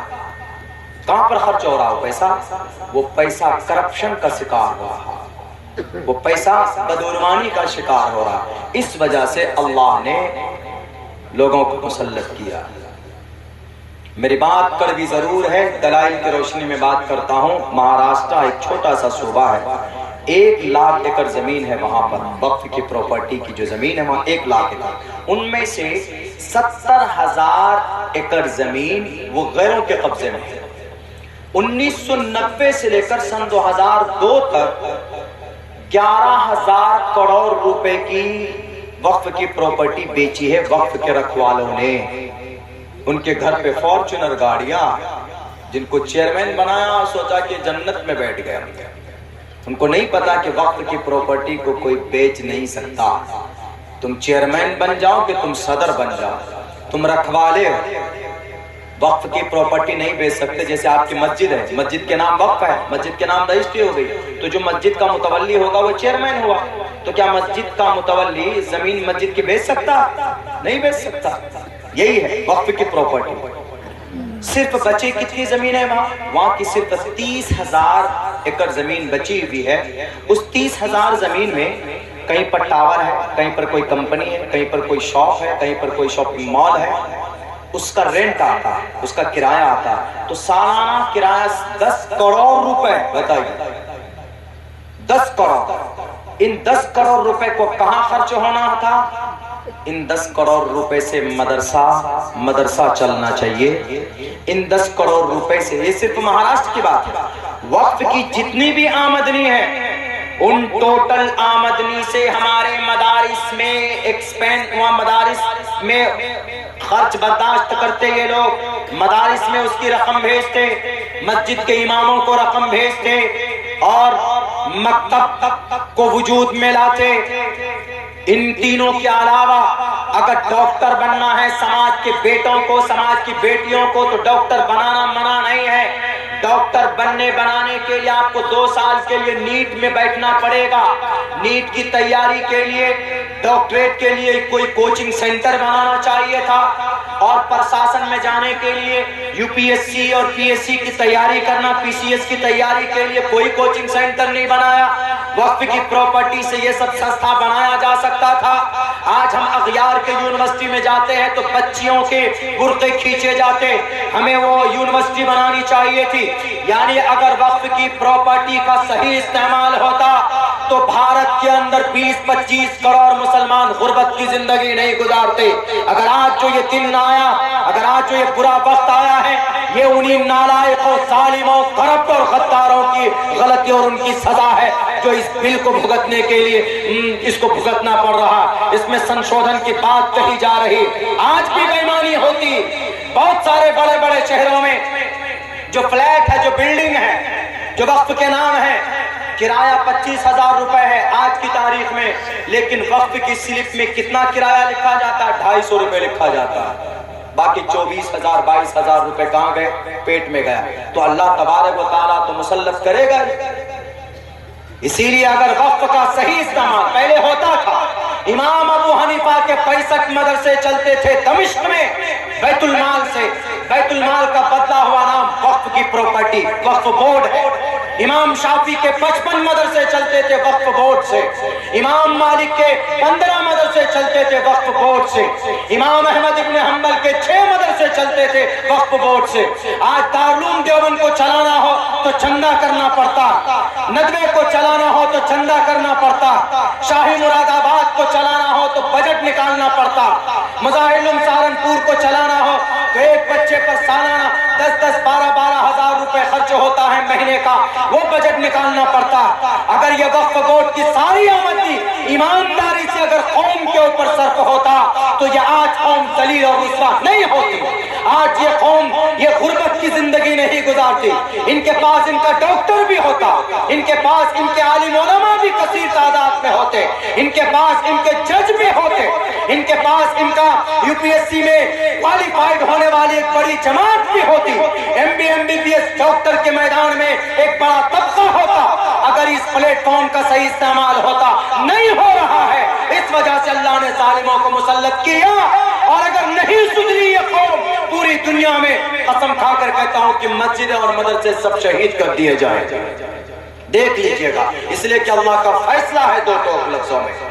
اگر شریعت سے تم لوگ پہلو تہی اختیار کرو گے، کرپشن کرو گے، گھوٹالے کرو گے، تو اللہ تبارک و تعالیٰ کسی اور قوم کو پیدا کر کے ان سے اپنا کام لے گا۔ میرے بھائیوں، ان دا اینڈ باتیں بہت ساری کہنے کی، آخر میں یہی کہنا چاہتا ہوں کہ گرو کیجئے اور اللہ کا شکر گزار بھی بنیے کہ آپ ایمان والے ہیں۔ سب سے بڑی قیمتی دولت اللہ نے آپ کو نوازا ہے، قیمتی دولت سے سرفراز کیا ہے۔ بس اس کی حفاظت یہ ہے کہ پابندی سے نماز پڑھیے۔ نوجوان جو شراب پیتا ہے، شراب سے توبہ کیجیے، کثرت صلاۃ کی عادی بنیے، اور جوا مت کھیلو نوجوانوں۔ یہودی اتنی طاقتور اس لیے نہیں ہیں وہ جوا کھیلتے، بلکہ یہودی اتنے طاقتور آج اس لیے ہیں، انہوں نے پچھلے 70 سال میں تعلیم پر اتنی محنت کی ہے، اتنی محنت کی ہے، دنیاوی تعلیم، حالانکہ کامیابی کی دلیل نہیں ہے وہ، لیکن آج وہ دنیاوی اعتبار پر تجارت میں تو کامیاب ہے نا، آج وہ دنیاوی اعتبار سے پیسوں میں ان کے پاس بینک بیلنس ہے نا۔ آج جزیرت العرب کے لوگ منہ نہیں کھول رہے کیونکہ ان کے منہ میں ڈالر سے منہ بھر دیا، نہیں بول سکتے، کوئی نہیں بول سکتا جزیرت العرب کا کوئی بھی آدمی، حالانکہ جزیرت العرب میں اللہ نے اتنی دولت دی ہے کہ یونائٹڈ عرب امارات پوری دنیا کو 10 دن تک بٹھا کر کھلا سکتا۔ اس لیے نوجوانوں، میں یہی کہوں گا کہ اس فساد کے وقت میں آپ کو تیار ہونا ہے، قوم کے لیے، سماج کے لیے اور اپنے آپ کے لیے تیار ہونا ہے۔ اپنے آپ کے لیے تیار ہوئیے، مطلب آخرت کی تیاری کیجئے، اور دوسری چیز یہ ہے قوم اور سماج کے لیے کہیں پر بھی کوئی ظلم ہوتا ہے تو اس ظلم کے خاتمے کی کوشش کیجئے، اور اپنے گھر والوں کا سہیوگ کیجئے، سپورٹ کیجئے۔ ماں باپ کا ادب و احترام بہت ضروری ہے، اور ان کے ساتھ رہیے، ان کو سپورٹ کیجئے۔ میں اپنی بات ختم کرتا ہوں۔ ایک ہاسپٹل ہے، ہمارے بڑے بھائی سجاد لکھیم پوری صاحب جو بہت مشہور ہیں ہمارے علاقے میں، انہوں نے ایک پرچہ دیا ہے کہ اپیکس ہاسپٹل ہے، ڈاکٹر عبدالسلام صاحب، الحمدللہ ڈاکٹریٹ چونکہ ایک خدمت کا ایک بہت بڑا فیلڈ ہے، ان کا وہاں پر ہاسپٹل ہے۔ کیا نظام، کیا سسٹم ہے میں نے تو دیکھا نہیں ہے، باقی آپ لوگ کو واقف کرانا تھا کہ آپ لوگوں کو اگر ضرورت ہو تو اپنی وسعت کے حساب سے وہاں پر جا سکتے ہیں، دیکھیے۔ اور میں ان کے لیے بھی دعا کروں گا کہ اللہ ان کے اس ہاسپٹل کو قوم اور سماج کے لیے زیادہ سے زیادہ تعاون پیش کر سکیں، خدمت کر سکیں، اور ورنہ ڈاکٹر لوگ تو پیسہ بھی بہت لیتے ہیں۔ اب صرف پہلے زمانے میں حکیم ہاتھ کو اس طرح پکڑتے اور فوراً بیماری بتا دیتے تھے، آج کل اگر آپ فیور لے کے بھی پہنچیں گے تو 5 چیک اپ لکھے گا، جاؤ بلڈ ٹیسٹ کراؤ، یورین ٹیسٹ کراؤ، یہ ٹیسٹ کراؤ، وہ ٹیسٹ کراؤ۔ اس طرح کے بہت سارے فرضی باتیں ہوتی ہیں، لیکن جو سچے ڈاکٹر ہوتے ہیں، آج بھی ایسے ڈاکٹر موجود ہیں کہ جو پوائنٹ ٹو پوائنٹ کام کرتے ہیں، جو ایگزیکٹ بیماری ہے اس کو دیکھ کر میڈیسن اویلیبل کراتے ہیں۔ اللہ ڈاکٹر عبدالسلام صاحب کی جائز مقاصد میں اور پھر اخیر کے اندر میں پورے گاؤں والوں کا میں شکر گزار ہوں کہ آپ نے مجھے یہاں پر بلایا۔ اللہ سے دعا کرتا ہوں اللہ آپ کے اس جوش اور جذبے کو سلامت رکھے، اور آپ نے آپ کے جو بھی جائز مقاصد ہے اس کے اندر بھرپور کامیابی عطا فرمائیں۔ یہ مولانا ساجد صاحب اچھا کوما میں ہیں، ایک عالم دین کوما میں، ان کے لیے شفا کی دعا کیجیے کہ اللہ تبارک و تعالیٰ ان کو شفا کاملہ عاجلہ دائمہ مستمرہ عطا فرمائے۔ محمد معروف صاحب ہیں، دعائے مغفرت ان کی۔ اچھا یہ دعائے مغفرت پتہ چلا کہ یہ ہماری گاڑی کا بھی ایکسیڈنٹ ہوا تو کسی مدرسے میں مغفرت کی دعا ہونے لگی، تو ایکسیڈنٹ کی خبر پہنچتے بھی 20 تاریخ کو ہی ہوا۔ ہماری گاڑی کا اللہ نے بچایا، پروگرام کر کے جا رہے تھے تو رات کو 3:30-4 بجے ڈرائیور کی آنکھ لگی، گاڑی 15 فٹ کھائی میں گری، تو یہ گردن میں سب میں چوٹ آئی، لیکن اللہ نے بڑے اس سے حادثے سے بچایا۔ تو جیسے ہی سوشل میڈیا میں صبح ڈال دیا بچوں نے، وہ انشورنس والوں نے ڈال دیا، وہ ہمارا دوستوں میں سے اس کو ہم نے بھیجا تو اس نے پورا پھیلایا۔ اب ایک مدرسے میں قرآن خوانی ہو رہی کہ مولانا عبداللہ کا ایکسیڈنٹ ہو گیا۔ ارے ایکسیڈنٹ ہو گیا، بتاؤ زندہ ہے کہ مرے؟ تب وہ فون کرتا حضرت آپ زندہ ہیں؟ میں نے کہا نہیں ہوں۔ تو ہیلو کس نے بولا؟ بولا نہیں میں قرآن خوانی کرا رہا تھا۔ میں کہا نالائق تم فون ہی نہیں کرتے کم وقت تم۔ میں ٹھیک ٹھاک ہوں الحمدللہ۔ تو ایسے بھی لوگ کہیں زندہ ہیں اور ان کے لیے مغفرت کی دعا کر رہے ہیں۔ محمد معروف صاحب ان کی شفا کے لیے دعا کریں، اور دعائے مغفرت ڈاکٹر اسماعیل مرحوم لکھا آپ نے۔ چلیے مولانا عمران صاحب، یہ نام ہے نا آپ کا؟ اور نعیم صاحب، بڑی محنت رہی آپ کی، میں بیمار ہو کر بھی آپ کے یہاں پروگرام میں پہنچا، یہ آپ کی محبت کی کھلی دلیل ہے۔ جب کوئی کسی سے بہت سچی محبت کرتا ہے تو اللہ راستہ نکالتا ہے۔ ہم یہاں پر پہنچے ہیں، اللہ سے دعا کرتے ہیں کہ اللہ تبارک و تعالی ہمارے اس محفل کو، ہماری آمد کو بے پناہ قبول فرمائے۔ دعا کریں صدر صاحب ہیں، نہیں کرا دوں؟ در الشیخ اللہ صلی اللہ علیہ محمد وعلی آل محمد کما صلیت علی ابراہیم وعلی آل ابراہیم انک حمید مجید اللہم بارک علی محمد وعلی آل محمد کما بارکت۔ ربنا آتنا فی الدنیا حسنۃ وفی الآخرۃ حسنۃ وقنا عذاب النار۔ ربنا ظلمنا انفسنا وان لم تغفر لنا وترحمنا لنکونن من الخاسرین۔ لا الہ الا انت سبحانک انی کنت من الظالمین۔ اللہم انا نجعلک فی نحورہم ونعوذ بک من شرورہم۔ اے اللہ ہمارے صغیرہ کبیرہ گناہوں کو معاف فرما، تمام لغزشوں کو، کوتاہیوں کو درگزر فرما۔ یا اللہ قرآن و حدیث کی بہت ساری باتیں پیش کی گئی ہے، ہم سب کو اس پر عمل کی توفیق عطا فرما۔ یا اللہ یقیناً ہمارے اعمال بد کی وجہ سے آج ہم پر یا اللہ ظلم کے پہاڑ توڑے جا رہے۔ یا اللہ اس مبارک محفل میں بیٹھ کر ہم اپنے تمام گناہوں سے توبہ استغفار کرتے ہیں۔ یا اللہ تو ہماری توبہ کو قبول فرما۔ یا اللہ ہماری بدعملی کی سزا غزہ پٹی میں 17,000 معصوم بچے شہید کر دیے گئے، ان کو دی گئی۔ یا اللہ ان تمام بچوں کو جو شہید ہو گئے ان کے درجات کو بلند فرما۔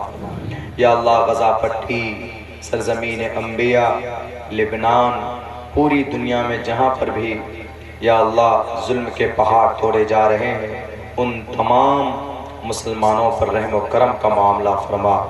یا اللہ مسجد اقصی کی حفاظت فرما، حرمین شریفین کی حفاظت فرما۔ یا اللہ جو لوگ ظلم کر رہے ہیں ان کو ہدایت کی توفیق دے دے، اگر ہدایت ان کے مقدر میں نہیں ہے تو ایسے ظالموں سے اس دھرتی کو پاک و صاف فرما دے۔ یا اللہ ہمارے ملک ہندوستان میں بھی ہمارے مدارس کی حفاظت فرما، ہمارے مکاتب کی حفاظت فرما، ہمارے ایک ایک مساجد کی حفاظت فرما۔ یا اللہ خانقاہوں کی حفاظت فرما، علماء کرام کا ادب و احترام ہمارے دلوں کے اندر یا اللہ ہمارے علماء کرام کی عزت و آبرو کی حفاظت فرما یا اللہ ان کی دینی خدمات کو قبول فرما یا اللہ دین کا کام جہاں پر بھی چل رہا ہے ہو رہا جس اعتبار سے جس نظریے سے جس لیول پر یا اللہ تو ان کو قبول و منظور فرما دے یا اللہ اس جلسے کی برکت سے اس گاؤں کے اندر خوشحالی پیدا فرما یا اللہ اس جلسے کی برکت سے یا اللہ اس گاؤں کے اندر امن و امان کا ماحول قائم فرما اس جلسے کی برکت سے دین کی فضا کو عام فرما ہر گھر کے اندر دینداری کی فضا کو عام فرما ہماری مائیں اور بہنیں سماج کی بہو بیٹیاں یا اللہ ان کو اپنے گھروں میں دین کی فضا کو عام کرنے کی یا اللہ توفیق عطا فرما دینی ماحول پیدا کرنے کی صحیح اور توفیق عطا فرما اور ہمارا جوان طبقہ یا اللہ اپنی قیمتی وقت کو ضائع کر رہا ہے یا اللہ ان کو قرآن و سنت سے محبت کی توفیق عطا فرما دے یا اللہ قرآن کریم سیکھنے سکھانے کی توفیق عطا فرما یا اللہ شراب جیسی گندی چیز سے ہمارے نوجوان نئی نسل کی حفاظت فرما یا اللہ جوئے سے حفاظت فرما بد نظری سے بد نکاحی سے حفاظت فرما تکبر ریاکاری سے حفاظت فرما یا اللہ جو لوگ بے روزگار ہیں ان کو حلال پاک روزی نصیب فرما یا اللہ حضرت مولانا ساجد صاحب اور معروف صاحب ان کو شفاء کاملہ عاجلہ دائمہ مستمرہ عطا فرما یا اللہ اور مرحوم اسماعیل صاحب ان کے مغفرت فرما ان کے درجات کو بلند فرما جتنے بھی لوگ اس دنیا سے چلے گئے مومنین مومنات ان تمام کی مغفرت فرما کر ان کے درجات کو بلند فرما یا اللہ ہمیں پابند صلاۃ کی توفیق عطا فرما یا اللہ ہمیں سنت سے محبت پیدا فرما یا اللہ نبی پاک علیہ السلام کی سنت کے مطابق زندگی گزارنے والا بنا دے یا اللہ یقیناً ہم دن رات گناہ کرتے ہیں یا اللہ ہمارے عقیدے کے اندر بھی کھوٹ پایا جاتا ہے یا اللہ ہمیں اپنے عقیدے کی درستگی کی توفیق عطا فرما یا اللہ گناہوں سے ہمیں بچنے کی توفیق عطا فرما دے شیطان کے شر و فساد سے ہماری حفاظت فرما دے یا اللہ اس گاؤں کے اندر میں یا اللہ مکتب کی شکل میں ایک ادارہ چل رہا ہے یا اللہ اس ادارے کو اس گاؤں کے لیے آس پاس کے گاؤں کے لیے یا اللہ دین کی خدمت کے لیے مزید قبول فرما جو لوگ محنت کر رہے ہیں یا اللہ دام دل میں سخنے ہر اعتبار سے یا اللہ ان کی خدمت کو قبول ان کی تعاون کو قبول فرما یا اللہ اس جلسے کو آرگنائز کرنے میں بڑی محنت کی خصوصاً نوجوانوں نے پوری بستی والوں نے ان کے جائز اغراض و مقاصد میں بھرپور کامیابی عطا فرما دے یا اللہ جو لوگ ناجائز مقدمات میں گرفتار ہیں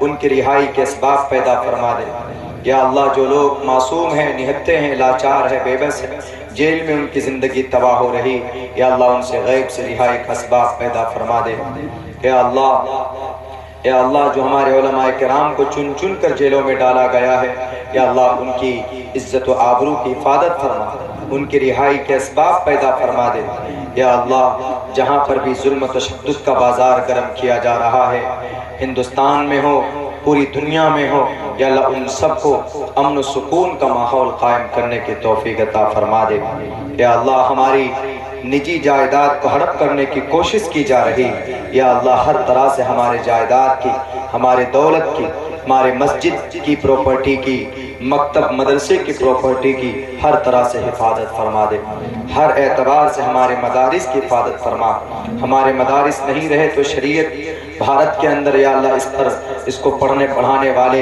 یا اللہ کہاں سے ہوں گے یا اللہ ان کا خاتمہ ہو جائے یا اللہ ہمارے مدارس کی حفاظت فرما علماء کرام کی حفاظت فرما یا اللہ ہمارے جتنے بھی ادارے ہیں جس لیول کے ہیں چھوٹے بڑے ہر اعتبار سے ہر شر و فساد سے ان کی حفاظت فرما یا اللہ دین کی خدمت کے لیے قبول فرما اس چھوٹی سی مختصر سی محفل کو نبی پاک علیہ السلام کے صدقے طفیل میں قبول و منظور فرما صلی اللہ تبارک و تعالی علی خیر خلقہ محمد و آلہ و اصحابہ اجمعین برحمتک یا ارحم الراحمین.